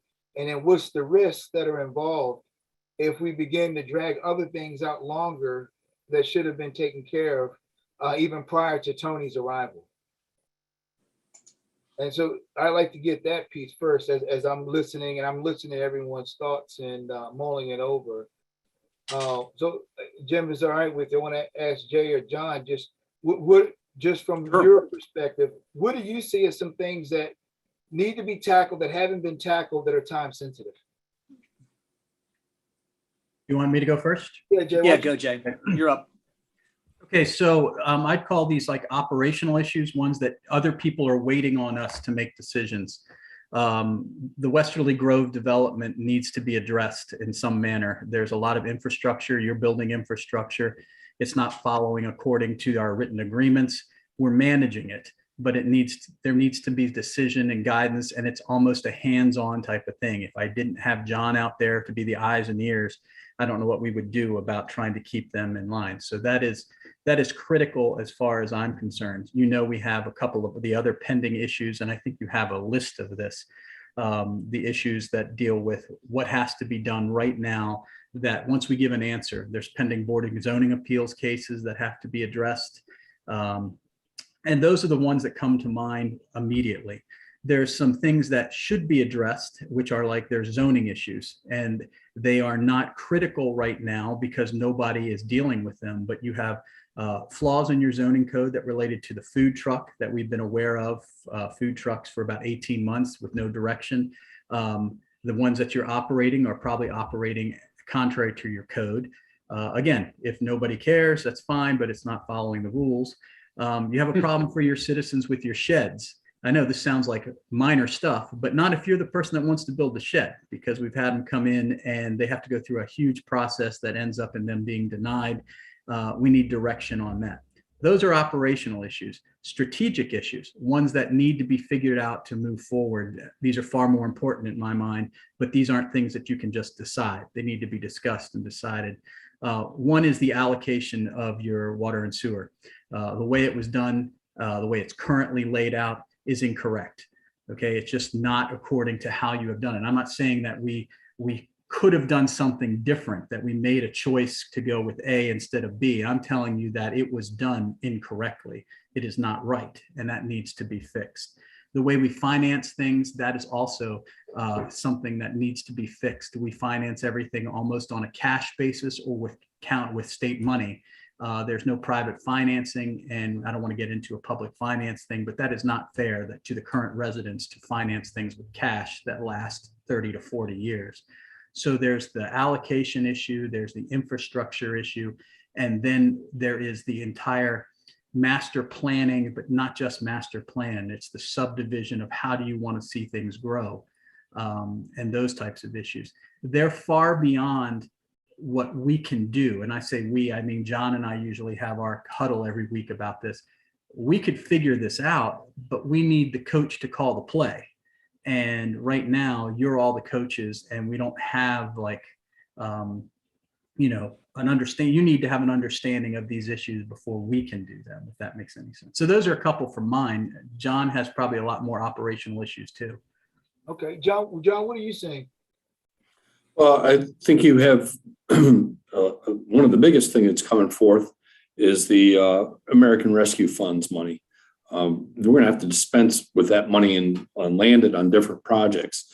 And the priorities, I mean, I have my idea what the priorities are, but a town manager may say, well, let's go this direction or that direction. For instance, right now we're concentrating on the I&I issues. Well, and I was going to hold this till the end, but we had in the Coalhouse townhouse section, we had a sewage backup where the pipe had fractured and leaked, and roots had grown into it, and that particular repair cost $8,000. Well, if we take care of these problems now, and maybe it costs us, I don't know, and these numbers aren't right, but $200,000, but it takes that problem out, that won't happen or occur in those conditions again. There's a whole bunch of those type of problems. We also have the wastewater denitrification filter system that's coming online. That's bid opening is the 26th. I've got to go through, which puts me doing a lot of the labor work that normally would happen. I have to go through to get the grants approved and processed. Then we have the Well House 414. That's on the Westerly Grove section. Jay talked about that. That has to happen. The Westerly Grove section is going to be coming to completion of subdivision probably by mid-May. And then we have to deal with all that infrastructure that needs to be corrected because of damage during construction. That's going to be coming up. We also have closing out of Brightwell Crossing. There's a whole series of things that are taking place, and not to mention, but the Helmus restroom. Those plans are with Montgomery County. We're going through that process right now. There's a lot of infrastructure stuff, and we're talking about the ARF money. Hey, John, and please just be candid, because the best way for me to make a decision, it's really looking at what's on the plate, what has to get done. Do we have enough time to bring in a new town manager, train a new town manager who could do that? So, but don't hold back. Just put it out. Good, bad. Okay. So my opinion is you need somebody on the ground who's familiar with the situations at the present time. Be a year down the road, if you bring in your assistant town manager and bring them up to speed, then to what those important things are, then probably they can help project manage and get things done, and then transition to a full, either that person or somebody else transition to a full-time town manager. But at the present time, it's very helpful if I have some direction on what items to attack. Jeff brought up, and Preston has some points there, items such as the roadway stuff. And I mean, I can put people in to do all this work, but if you can address the items that you want taken care of first, then we can take care of it and move in the right direction. Does that John, answer your question? that's something that a consultant could do too, right? I mean, Wade could help us with that transition in a consultant capacity as well, right? Well, that how you fund it and how you do what you're going to do, that's a question for you. But I mean, I don't know how you want somebody on the ground to be able to help, and even if it's virtual, you want somebody else. And Tony's done a great job and everything else. I mean, we also have one other thing that's coming that we're in the midst of still, is the LED, or not LED, the Lights. MRAP stuff. So there's a whole bunch of little granny things that we're dealing with that need to be addressed, and I can, I'm doing it the best we can, but it is a load. Okay. So I'd also like to hear from Tony too about, like the thought of hiring Wade as a full-time town manager. There's a couple questions I have, and I'm not making any accusations, but like are there things that are there, like, I know you said that the way that we're doing our accounting is incorrect when you got here, Tony, is that right? And can you talk a little bit about that? I mean, like, is that something like is it like almost every other town does it one way, but we're doing it a different way? Is it like an outdated way? It is. I think Jay has mentioned it himself as well, that, we use cash, based accounting instead of accrual based accounting, which is, the government standard. And at some point you have to make that move. And that's one of the things that was on my to-do list, because that's more, in my wheelhouse. Yeah. Are there other things like that are like that, like hidden time bombs like that we should have been doing differently? I mean, I'm not sure I characterize them as time bombs, but I mean, because, you're paying your bills and, you're paying your people and those types of things. It's just, debits aren't equaling credits, and, you have to fix that at some point. What about the HR? But, things like, and, I'm going to get to the HR manual and the capacity study and those things in my own report, but those are being worked on. But is it unusual to come to a town and not where they don't have an HR manual, or is that something that like you've seen? I don't know. I've not come to a town except for this one time. So Okay. I imagine so. Yes. Yeah. I mean, it was surprising, and then there's other things. Again, I wouldn't characterize them as time bombs, but when people talk about transparency, talk about the website. Your website doesn't really lend itself to transparency, and it needs to be redesigned. And there's nobody here that's going to do it. So it's a contract, but it just hasn't been done. We're talking about agenda materials not being on the web like every other town has had for 10 years, at least. It's just something that needs to be prioritized and done. That being said, Jim, is this my turn to talk, or you want me to? Oh, yeah, you no, want me no, to go wait? ahead. It's all Tony. I think the town and I think the people want to hear your idea about this, how you think this type of transition would work and how you see yourself fitting into it too. And don't forget me. I didn't say Oh nothing. yeah, we won't forget you. Tony, your mic's off again. You're still on, Tony Tony. first. Tony first. I didn't. There you mute it. go. Okay, You're somebody back, else babe. muted it for me. I mean, look, I fear, in my discussions with multiple people on this call that, my own indecision kind of comes through as to how I felt about this plan. And I will tell you, I wanted to hate it.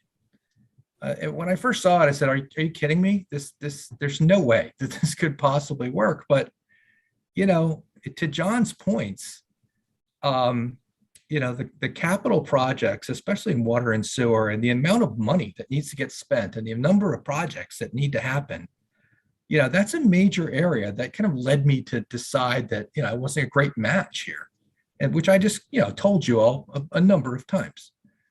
And, I appreciate John, kind of being out in the community and being our eyes and ears. But, if we didn't have John, I mean, we would just be out of luck at this point. And I really feel like now, Wade or no Wade, that fixing those items, those infrastructure items, are so enormous in their scale to the town of Poolesville that if they don't get addressed now, that whatever successor you bring in is not going to succeed. And that person really, really needs a chance to succeed. You do not need a fourth full-time manager in however many years it is. And, my tenure should really be discounted because, I made decisions based on my situation, not yours. But I'm not sure that you're going to find somebody more qualified than Wade to get you through that capital project phase. Because, no one's going to care what's on the website if their water doesn't work or their toilet doesn't flush. Those things have got to get done. And, if someone, wants to do that, who has, that capacity, and that you admit, and I'm sure he would admit, he's not going to be here super long term, but you would have the opportunity to bring in somebody and train them. And I did talk to Jim. I've been in politics a long time, and usually when commissions or councils or whatever start talking about bringing somebody in, and it's usually somebody's brother-in-law or cousin or something. And, you have to talk them down from doing that. I don't think that's the case here. And, I think that grooming could happen. The only thing that kind of gives me pause is that when that person does arrive, you do have to be there, face to face, and you got to talk to them. You got to go to lunch, and you have to have coffee, and you have to talk in the hallway. And, if Wade is willing to do that, he's in a unique position to get done the things that need to be done in the short term. And you guys are in a unique position to define, what this new person is going to do. And then decide whether that grooming can take place. Are there other people who could do that for you? Maybe, but you do know that there is one person who can definitely do that for you. So, like I said, I started this off saying I thought, no way, this just is going backwards. But when you think about it, about what really needs to get done so that the next person can succeed and get to those, kind of top of the pyramid things, in transparency and communications. I absolutely agree with Carrie's contention that your real issue with public comment is just not enough public is commenting. And structure, Mm-hmm. They've got all week to contact you. They don't have to contact you on Monday nights. And, but that's something that has to be taken care of after the basic blocking and tackling of government is done. And we're at a really challenging stage through I think all of calendar 22 to get that done. So, stopping short of saying, I endorse the plan, which doesn't matter whether I endorse the plan or not. I do think it's a workable plan, and I sense that disappoints some of you, but that other people, are appreciative of those comments.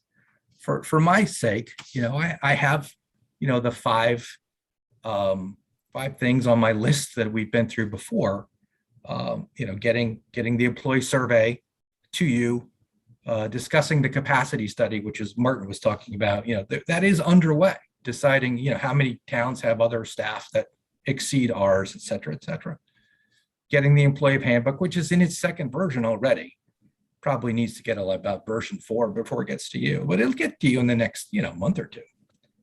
And then, the kind of wild card is the financial operations consultant, which, is at least a 2 or 3 month assignment for a consultant. And, I'd be happy to shepherd that consultant through the process, but whether or not you guys are willing to start implementing those things while these other things are going on, that's a big ask of a staff of 4 people.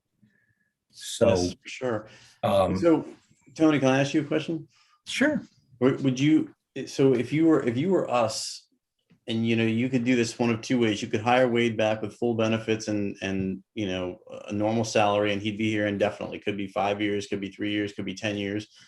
Or you could hire him as sort of like a consultant on an interim basis for like a year or 6 months or something like that, while you recruited somebody that was like, a rock star, and then could hire an assistant manager. Which route would you go? I mean, and it's not a leading question. I just don't know. Both of those ways are viable. I would tend towards the former, because you can negotiate anything, and you can come up with an agreement that requires certain benchmarks to be made, hires and things that person will be trained in, and those types of things. But the title of interim is going to be at least a semi handcuff all the time. Well, and so is being 150 miles away, but yeah, I mean, I Jim and I discussed that today, and hopefully that wouldn't be the case all the time. It's not that far, and I think and you're not going to have an assistant town manager in place before the summer, late summer, early fall. I mean, it's almost February.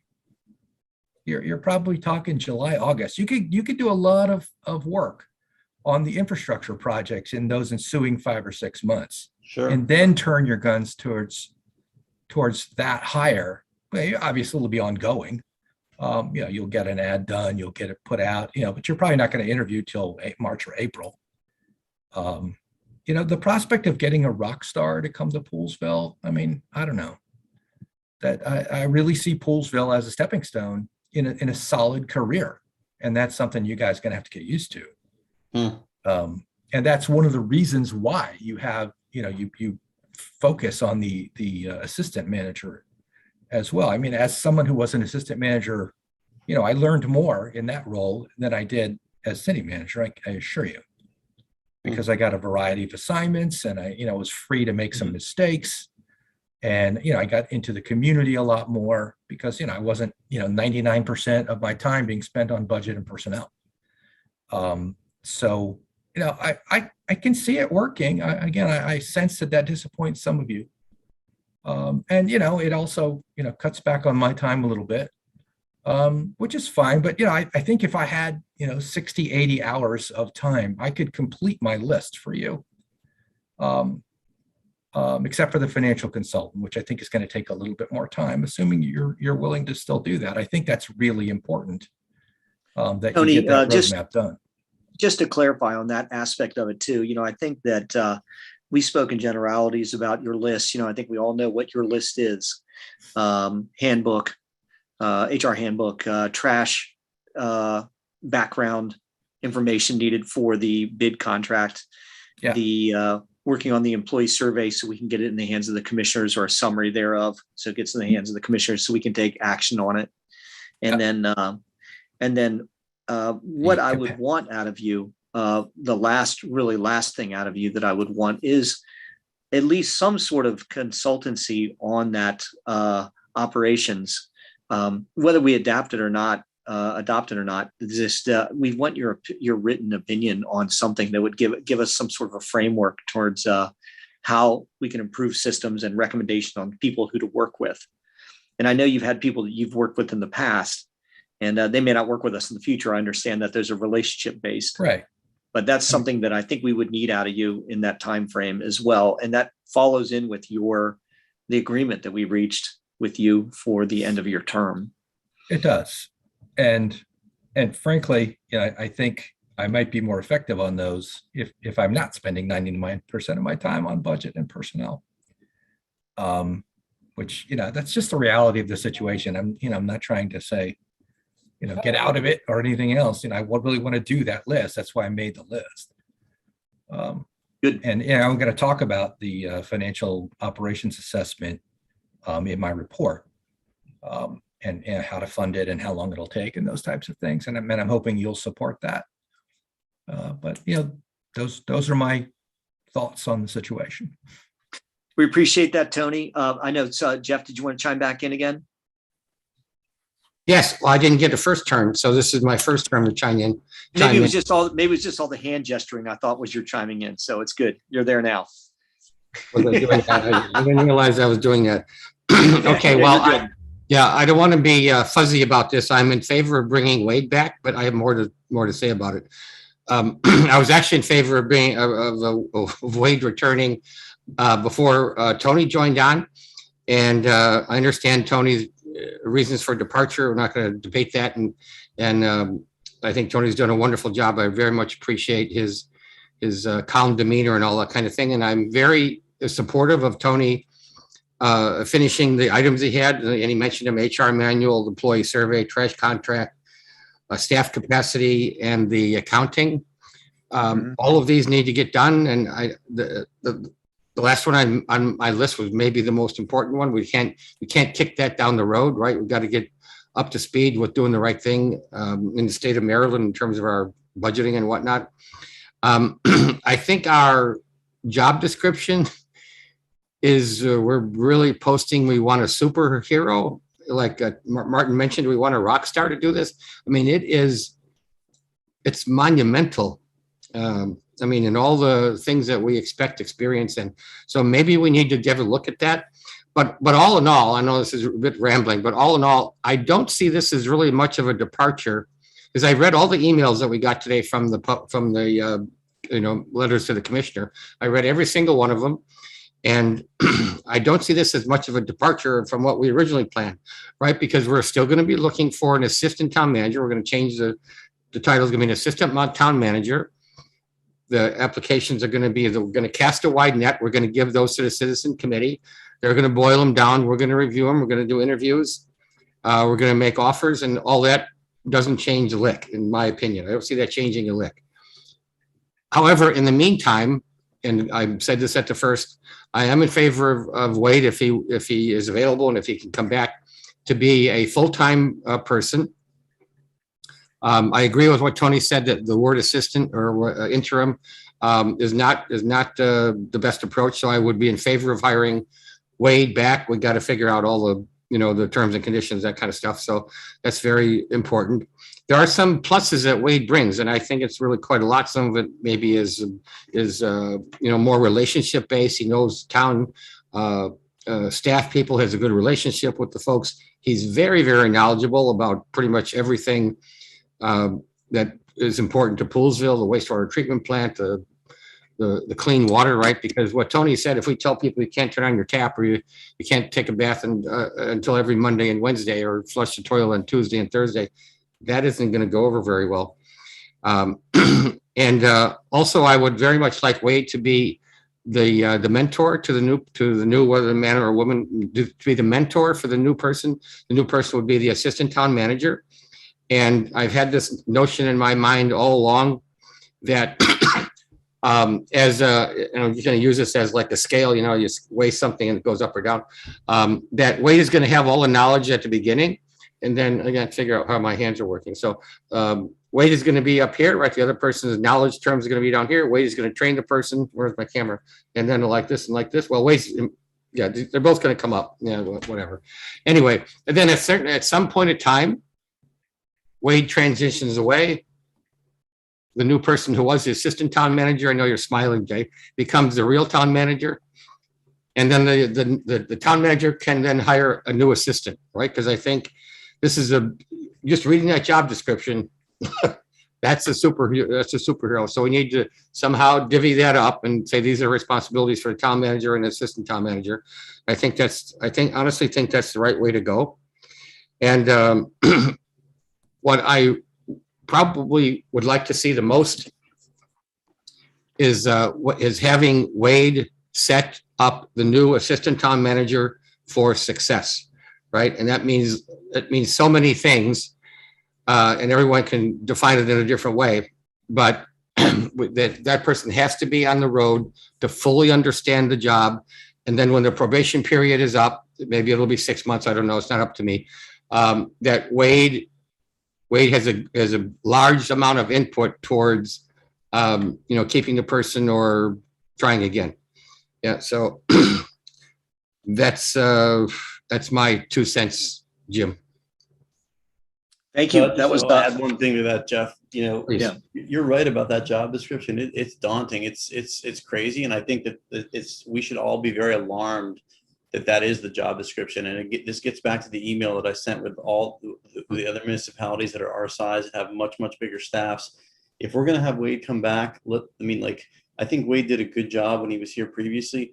But I'll be frank, I don't think he did everything he could have done, and it's because he does not have a staff. I think he did everything he possibly could have done with the time that he had, but I think he needed more resources. I mean, how can you ask him to do all the things he did, but then do a lot of grant writing? The finance stuff Tony was talking about, the server that, I don't know if our server issues are squared away. I mean, you're asking one man to be like finance, IT, HR, and the list goes on and on and on. I think if he comes back, or whoever this is going to need a staff, not just an assistant town manager, but maybe somebody else that splits their time between finance and planning, or whatever it might be. But I think more resources are needed over there, and not just if somebody leaves from town hall, we replace them. I think that you need to if somebody leaves, we replace them and we get somebody else, kind of thing. So I think that's very important. I think that we need to be set up for success. Yeah, and then Martin, I'd like to chime in, Jen, for a minute too. And I got a chance to read through and look at some of those things. And I look at it just like if you have a small business and you're growing your business and you might need more staff. New demands require more people to do work because now you have a division of labor. And so I know we are not a small business, we're a municipality. And so I think we would benefit by bringing on different staff members to do different functions. But we also have to be able to look at how we got to be able to sustain paying salaries for more people. So if we brought on 3 or 4 more people, are we going to be able to sustain paying them salaries and benefits? And then we have to look at what does the salary match the level of what we put in. So if we have a job description that's a person who might make a certain salary, do we have that? And then what do we do to generate revenue for long-term sustainability of the people we bring on? And those are some discussions and I think some research for us to get into. I think the first person to bring on board as a new position is definitely that assistant town manager. And then I think as we begin to focus on those things that go with my notes here, things that Jay and John and Tony have mentioned, and particularly looking at some of the infrastructure things, those big ticket items. I think before we could do a lot of other would be great to do, we got to take care of the critical, better get done things first. And then we begin to build. So I think when we talk about our strategic priorities as a commissioning group, develop, bringing in staff and how do we fund that and how do the policies that we put in place. And at the same time, we might provide some oversight over the town manager, but we have to be careful not to jump on the other side of operations. So it is that delicate line. And so I do agree that we definitely need to bring, I was a bit surprised when I came on to see some things that weren't in place that I assume might have been in place, but that's neither here nor there. At this juncture, it's I would support bringing Wade in because I'm not willing to take the risk of the infrastructure things not getting done in a timely way. And as Tony pointed out some good points as well. So I think we look at how we continue to work with Tony to take care of those 5 priorities that he's laid out to us. That's one skill set. And if I heard Tony correctly, my interpretation of what I heard Tony saying, Tony, correct me if I'm wrong, but some of those other things like some of those infrastructure things, some of that I and some of those things might not be your strongest suit. But if you had time to focus on the 5, and if we were able to have Wade focus on some of those immediate critical needs, then that would put the town in a better position. Yeah, I can concur. I mean, remember this whole plan, means Tony makes a lot less money. And yeah, that's just the reality. I'm just trying to think about what's best, for this situation, this moment in time for the town of Poolesville.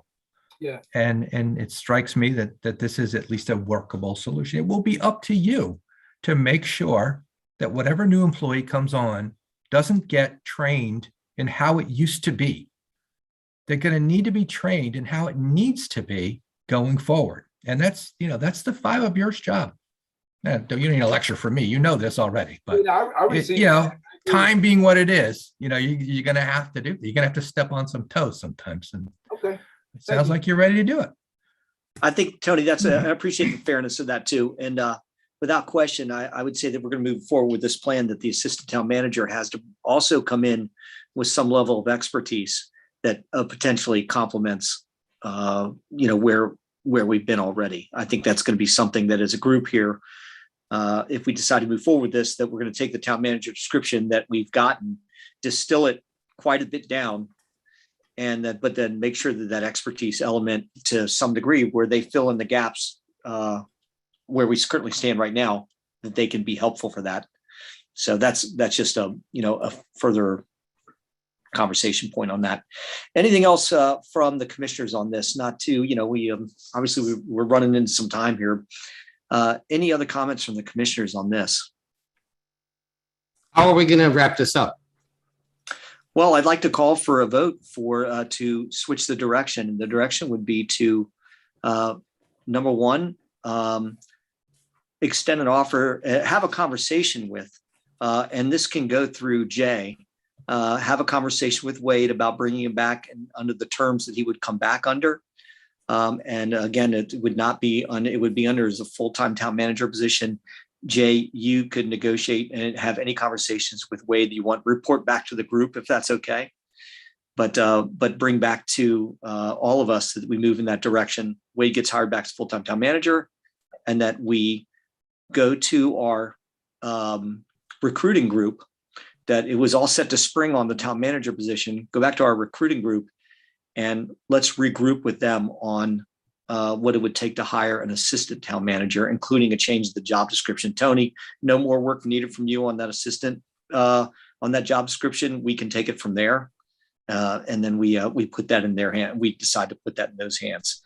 So that's the kind of motion. The motion's twofold. One is Jay negotiates with Wade to bring him back as a full-time town manager.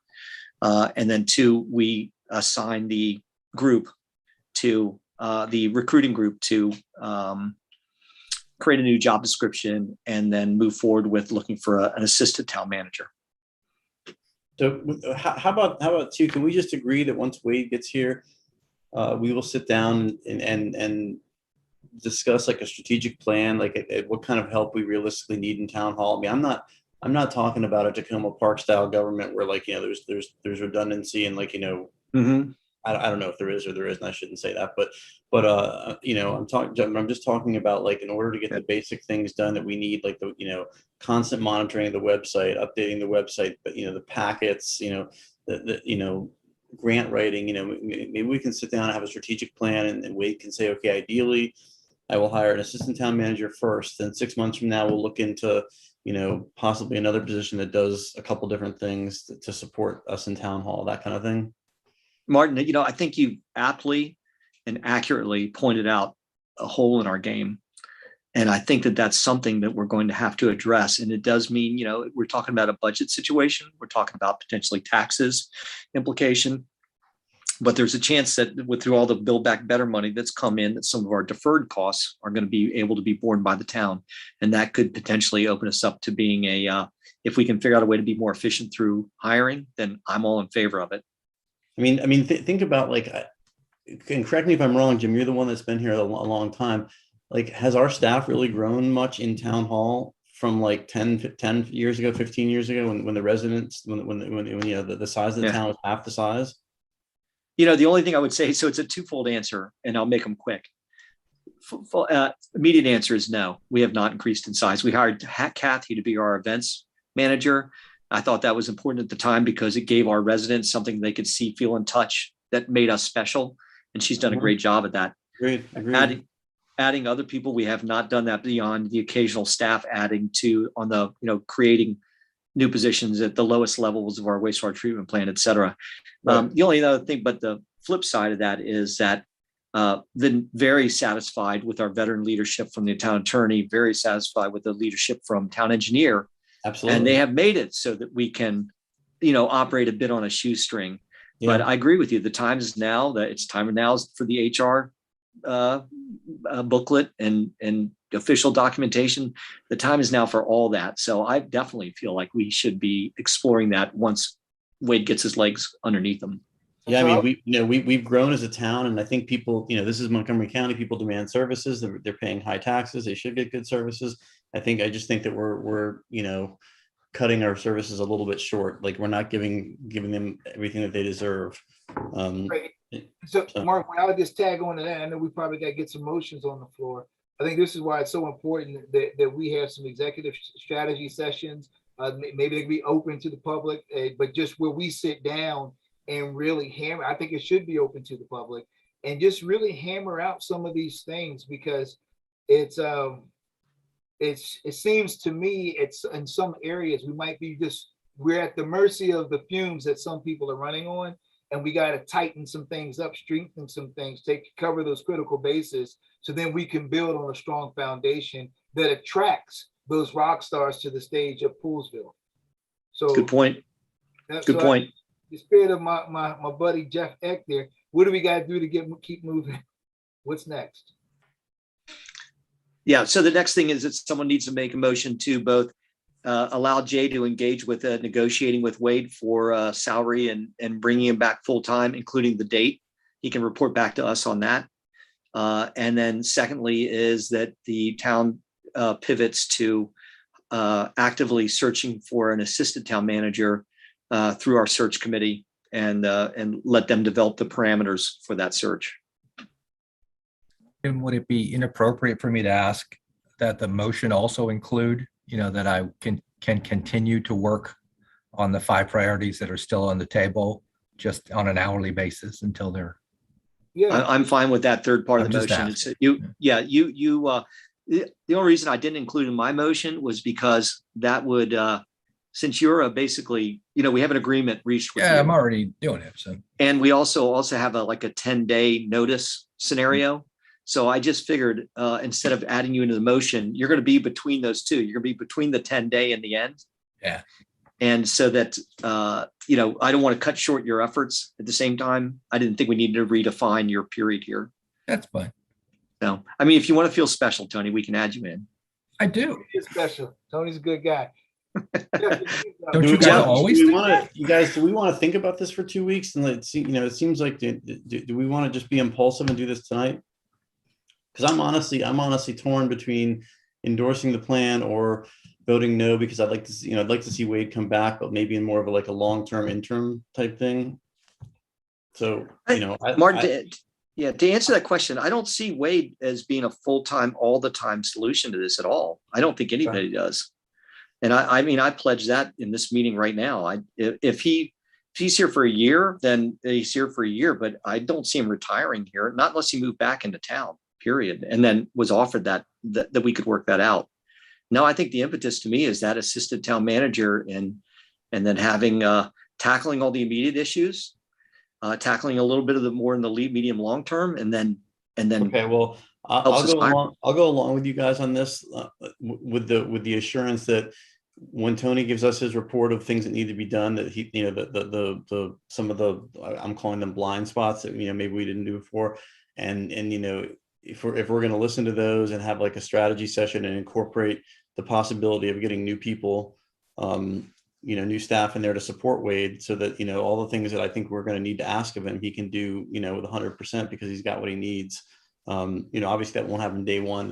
You have to have like a process, but you know, I will support it under the condition that, you know, if you guys agree that we can do that, we can really take a look at staff and we can listen to what Tony has to say, and, like, you know, the things that we need to get done.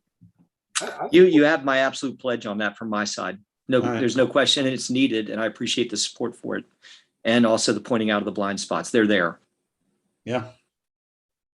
Jeff. I want to say I read Martin's email before the meeting tonight, and I'm not sure I was aware of these, you know, requirements, but it's very clear hearing everybody speak, and that we do need to add some positions, whether they're, I don't know, part-time or just whatever, because there's some important things that just don't seem to be getting the attention that they need to get, or someone else is trying to do the work in addition to their real job. So I think, yeah, I very much support Martin's idea of having a very clear conversation about what additional positions we need to invent and then fill those positions. And let me be clear too. Like, I think the people that are working in town hall are doing a fantastic job. Jay and John, great job. I mean, you know, I'm not taking anything away from them. I just think we all need more support. All right, then what I'm gonna jump into is just that as we go through and we're thinking about these things, that's one part of the equation. The other part of the equation, I want us to look at how we're going to be able to finance those things, and what does that look like over a longer period of time. Because while we might have certain amounts of revenue right now, if that source becomes to get depleted, can we still afford the salary expenditures of different positions? So when we have that discussion, we need to bring that to the table as well. But by all means, I definitely support what you're presenting, Martin. And one little add-on, and then we can hopefully stop this conversation. There will be specific times during our budget discussions where these positions, potential positions, have to be funded, just like this assistant town manager position, which I was not in favor of in the beginning, but obviously I am now. They will be part of our budget discussions. We will have to figure out a way to fund them. And we'll have to talk about how those positions will evolve. And imagine the more realistic the more realistic expectations we can give for a town manager, if it's not that laundry list of things that you need to know how to do, like, you know, everything for the son, like surgery, brain surgery, you know, like all this stuff. I think you gotta dive in, buddy. Yeah, we can whittle that down. Jay? Okay, so I'm going to take us to maybe to clarification, since I'm the one that's going to have thank to you for deal that, with this. please. Okay, I so can't state it again. You got to do it. Here's the details. Well, I think you all understand the motion. I just want to get the expectations. Your next meeting, your regular meeting, is 3 weeks from yesterday.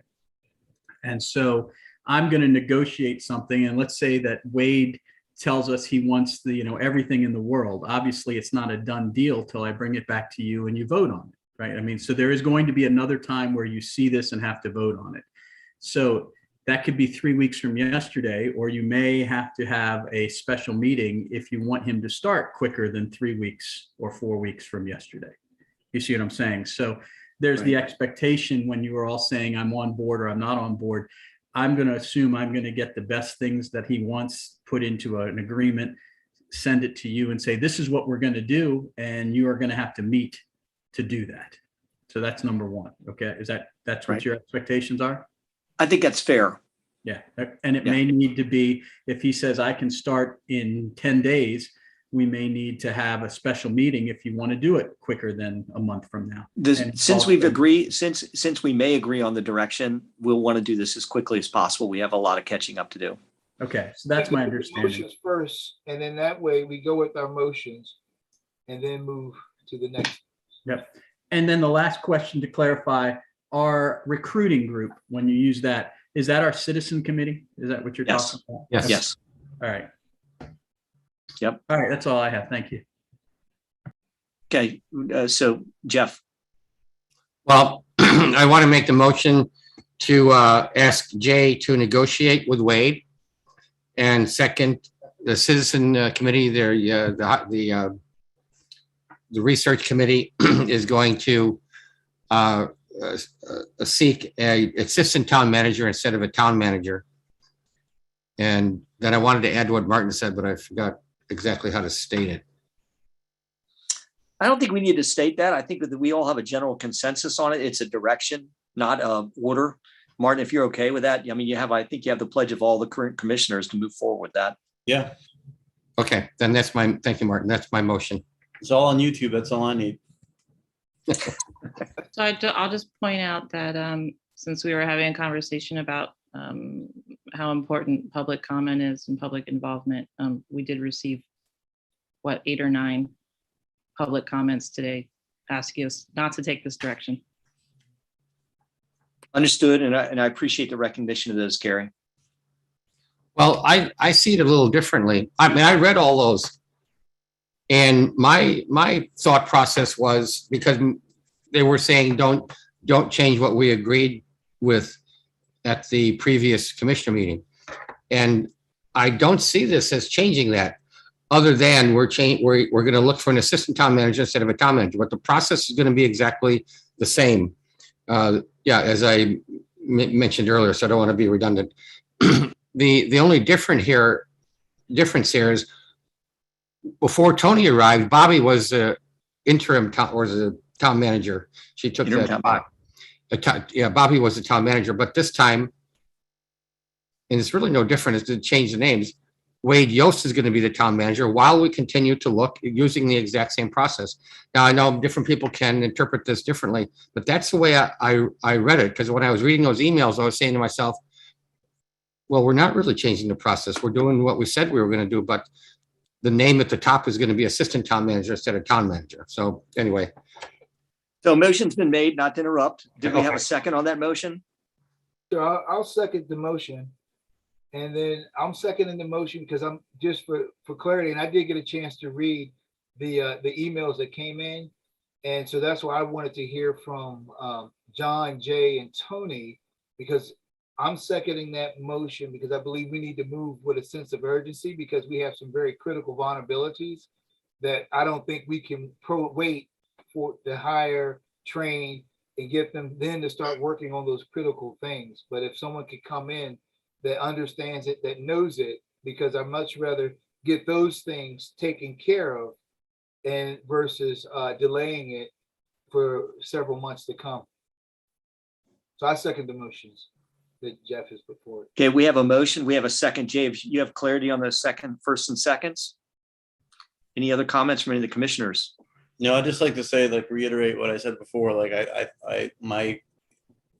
I still think my instinct of bringing Wade in as a contractor, like a long-term contractor, is the right one, but it's clear the votes aren't there. So I think the other way that we came up with is as good as I'm going to get. So Good politicianing there, sir. We have a motion and we have a second. All those in favor of the motion, please say aye. Aye. Aye. Those opposed? Nay. Nay.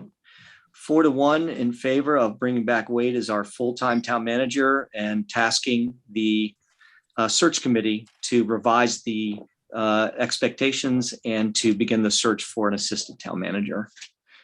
Thank you. That's Jay to negotiate to do that with Wade.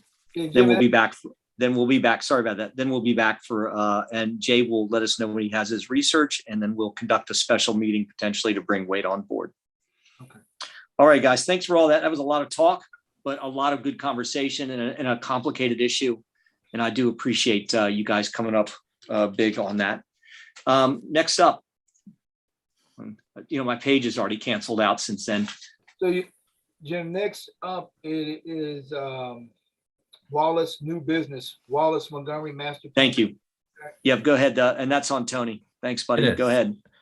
Okay, there's a memo in your package dated January 11th, subject Wallace Montgomery Master Plan Contract Amendment. all aware that the Planning Commission has been dealing with Wallace Montgomery, and Lauren Good and Ray Morovich are on the line if we need them to answer any questions.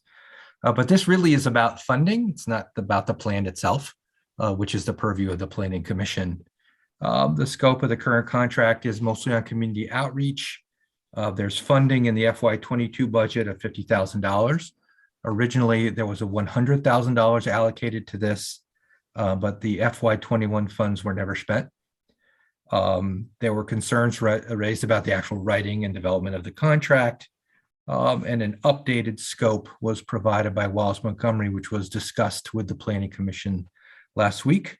The Planning Commission did vote to endorse the new scope.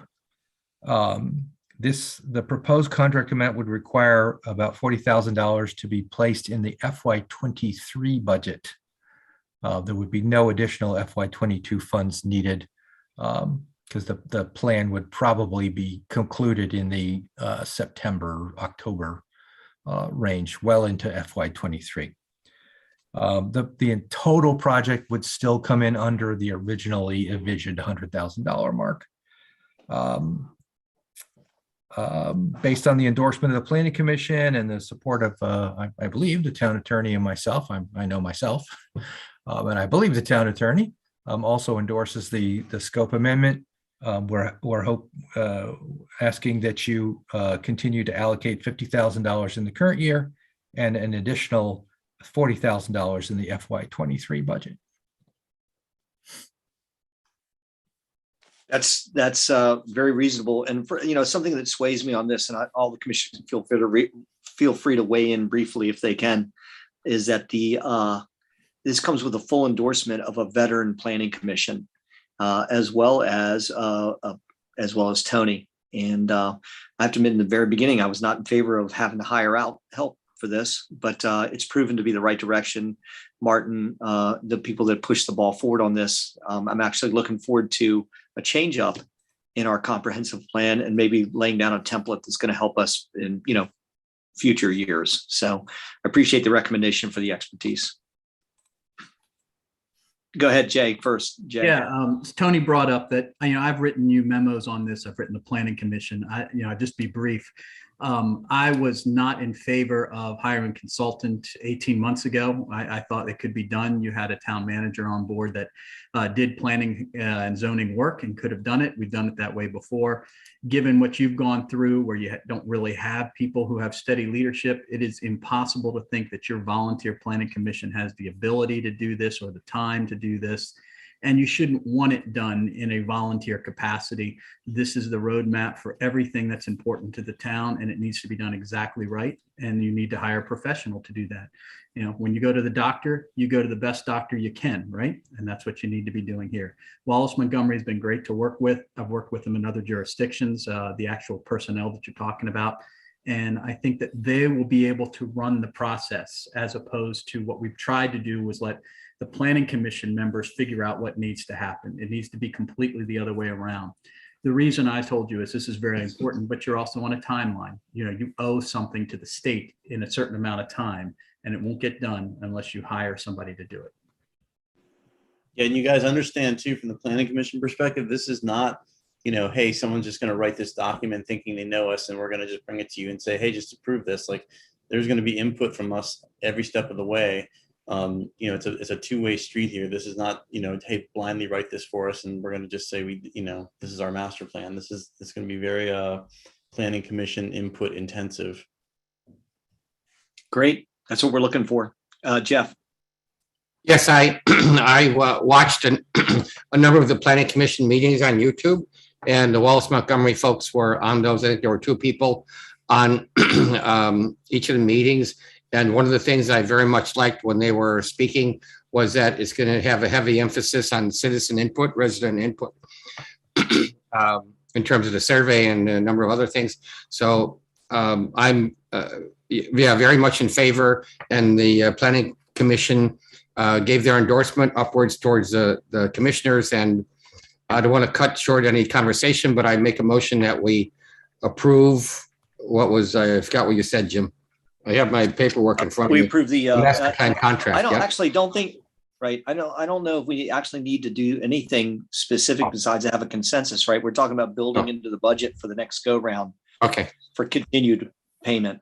Right. Unless Tony J thinks we need to do something beyond, making sure that this is a 2023 line item. Coming Martin, up.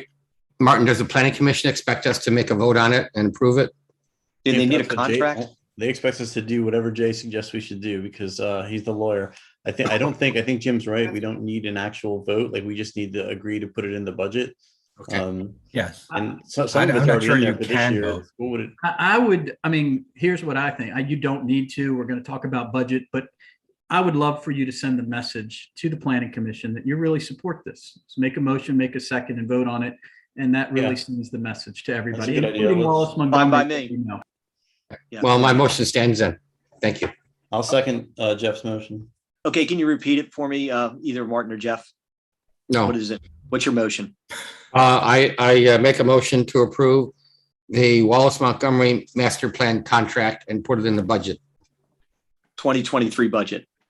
2023 budget. Thank you. Okay, Martin, you have a second on that, right? Second that, yep. Any other discussion? Anybody? All those in favor of that motion, please say aye. Aye. Aye. Aye. Opposed? Nobody?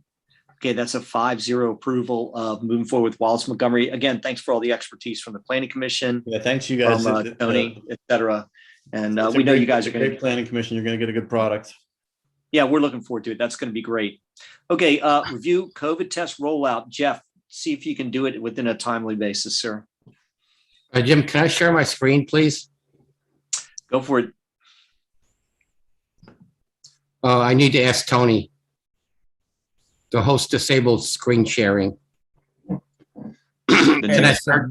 somebody tell me what to do. Share screen, Tony, multiple participants, I believe. try that first and see if Jeff can do it. I just did. Oh, there it is. Can you do it now? Yes, it's working. Thank you. Okay. So I want to put this picture on the screen, but I have some talking as well. So I'm really at a loss for words to describe the volunteer outstanding volunteer spirit and performance on the first rollout of the COVID at-home test kits. We handed out thousands and thousands and thousands of test kits from noon to 2. We dealt with approximately 500 and more cars. I think it's probably closer to 540 cars. I sent that report off to Montgomery County. I think I copied everybody on it as well. And the efficiency with which all the volunteers acted with such great enthusiasm was just humbling indeed.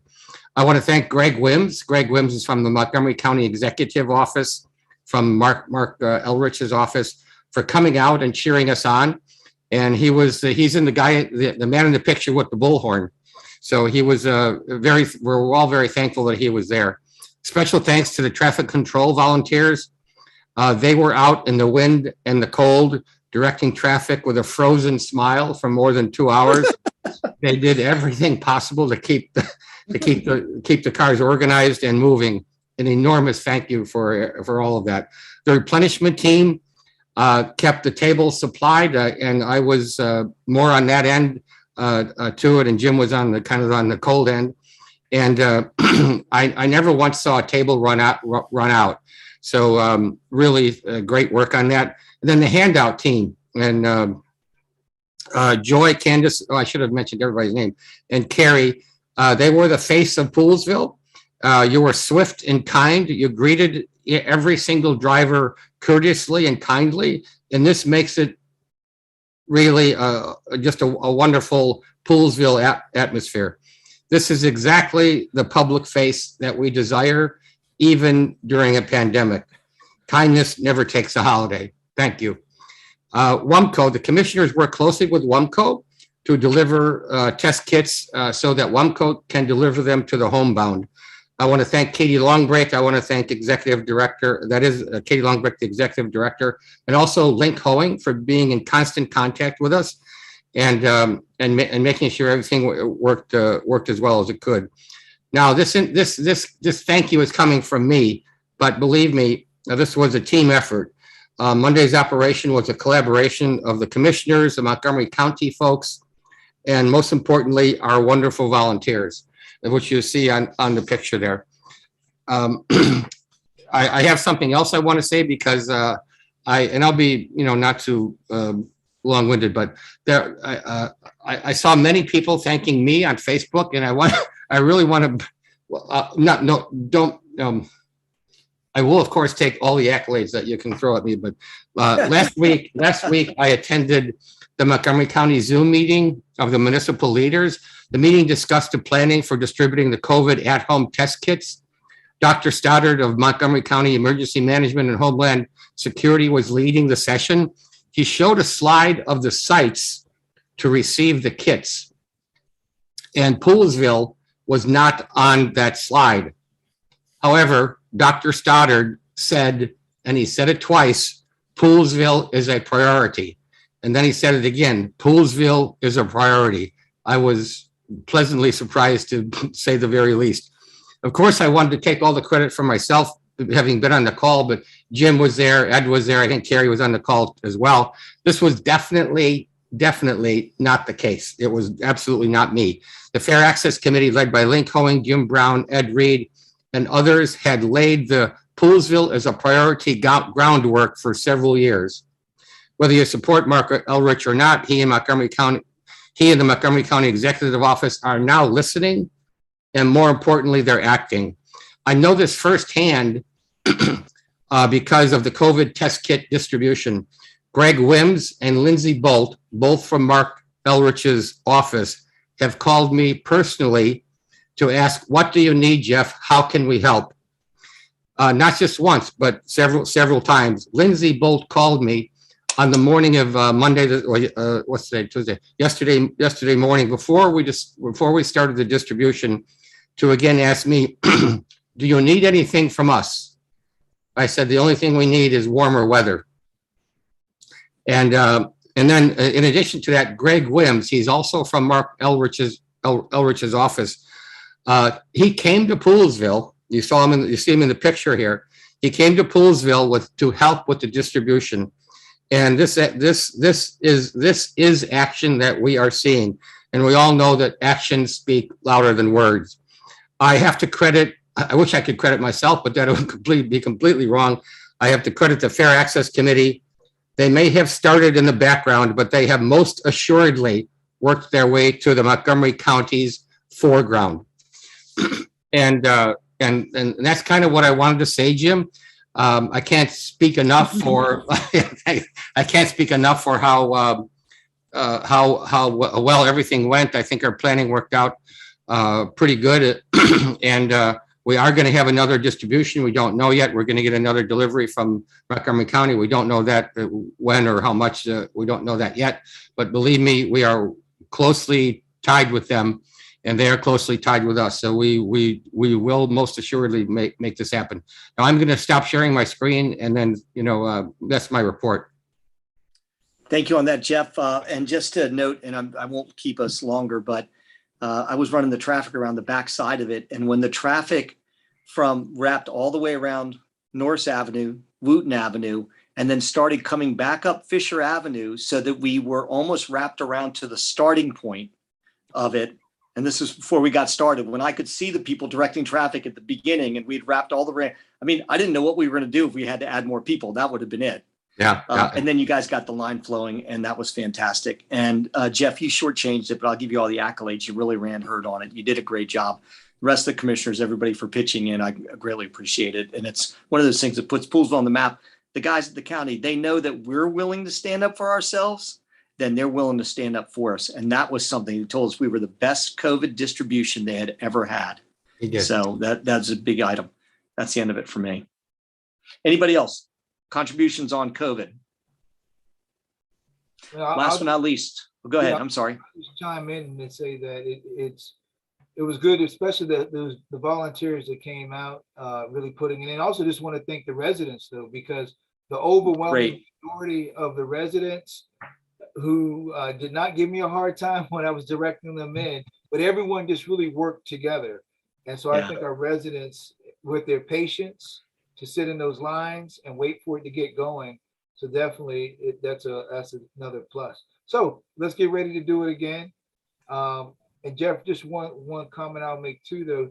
I think the Fair Access has done a great job, but I also don't want to shortchange that work that other commissioners have done. I know there's a lot of things that folks do behind the scenes. All of us, and those who might not be on the Fair Access Committee, I know they do a lot of things behind the scenes. I think every touch that's made to help Poolesville is a plus for all of us. So that's it. Totally agree. Totally agree. Also wanted to Anybody give a else? shout out to Go ahead. whoever left us the cookies.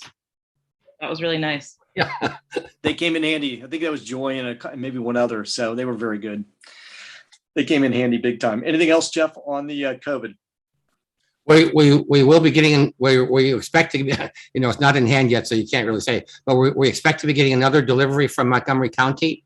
And we'll be calling them tomorrow to work out how much and when they're going to deliver it. A lot of that is up to them. A lot of that is very much based on what they get from the manufacturer. Then they have to divvy it out to the municipalities. And then we're going to be working on the date and the time for the next distribution. Thanks, Jim. You got it. Okay, guys. Next part is something I want to talk about on the to-do list, but I'm not going to belabor this. I sent around, I basically created a draft to-do list for us commissioners and working in conjunction with town staff. And what I need to do is I'm going to add a couple more items to it. And then I need your feedback to make this list a little bit more complete. And I plan on using it as a template over the next 10 months for some of the accomplishments that we need to advance on and make sure we agree on those accomplishments.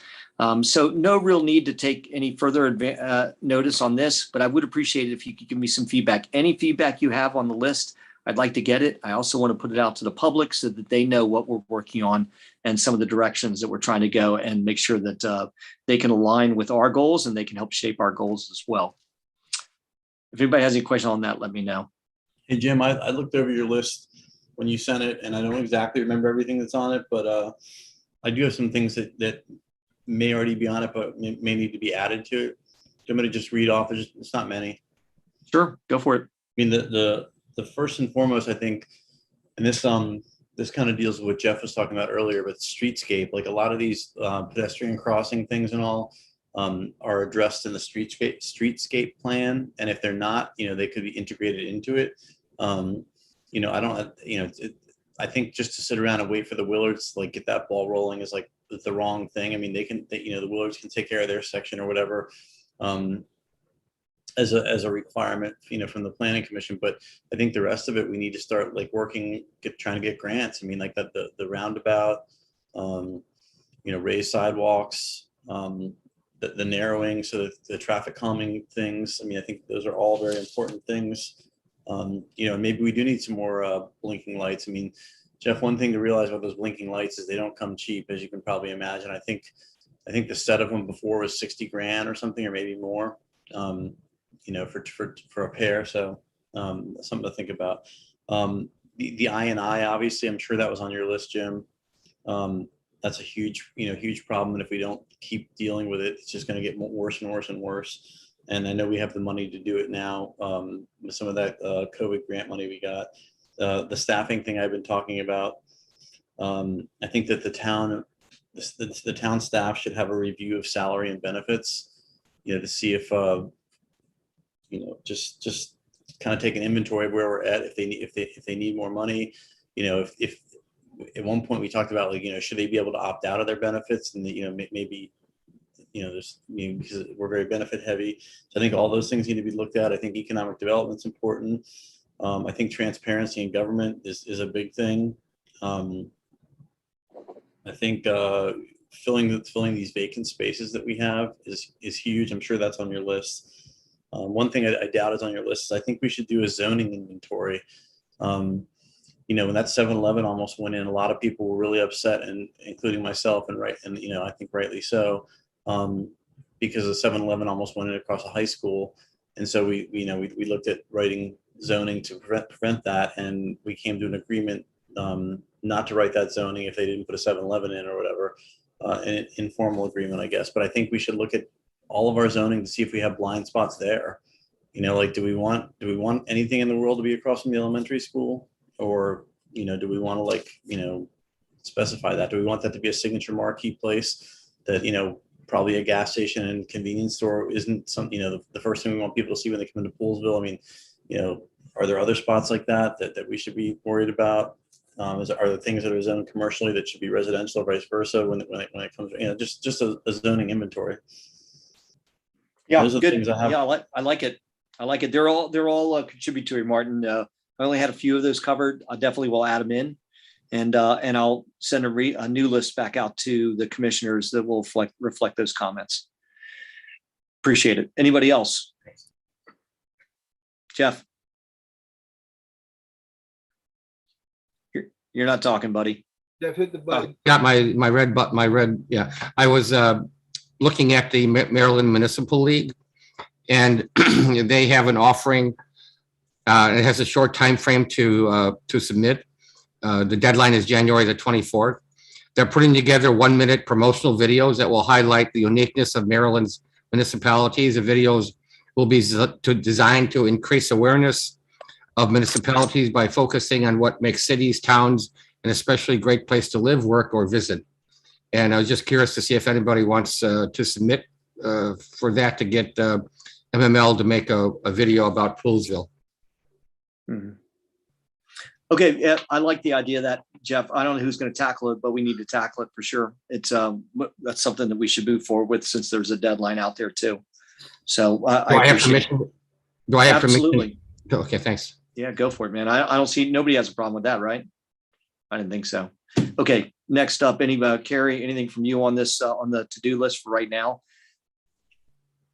Everybody can submit in writing, so and come back to me in writing if they want, and I'll send the abridged list out tomorrow with adding Martin's comments on it. The only thing I want to add in too is that we know that we're going to get more American Rescue Fund.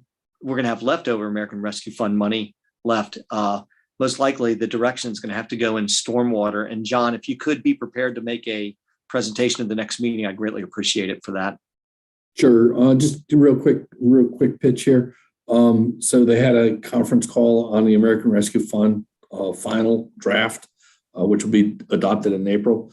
They've actually moved up the funding that was supposed to be coming out in 24. They've moved it up to 1 year out from when you get your original one. So that will come. That additional money should come in September. A couple of changes happened. One of them is that this can be used for stormwater mitigation. So we'll come up with something. Okay. Great. Yeah, I know we in case the commissioners we haven't had to tackle this for a long time, but stormwater in our commercial zone, specifically around Norris Avenue, has been a particularly very difficult kind of a binding project for us. It's not going to be cheap either. So I think that's probably where at least John's going to make some recommendations for. And then I just had a reader send me a note that Melissa Bingham was the other cookie supplier besides Joy. So we got to give her full credit for that. Anything else, guys? Thank you, Melissa. Yeah, appreciate it. Yep. Hey, Jim, I'll send some things out that would be additive to the list that you put together. Yeah. One of the other things that I'm looking at, it's just some more community development in terms of with residents, community outreach, those kinds of things. So I have some ideas I'll share with you and the other commissioners around that. Great. Yeah, coming back at you. And I appreciate that, Ed. Thank you for that. Okay, if there's nothing else, Tony, you have 30 seconds for the town manager report. Go ahead. No, you're on mute. You've already spent 10 seconds, buddy. Still mute. Okay. There you go. I got it.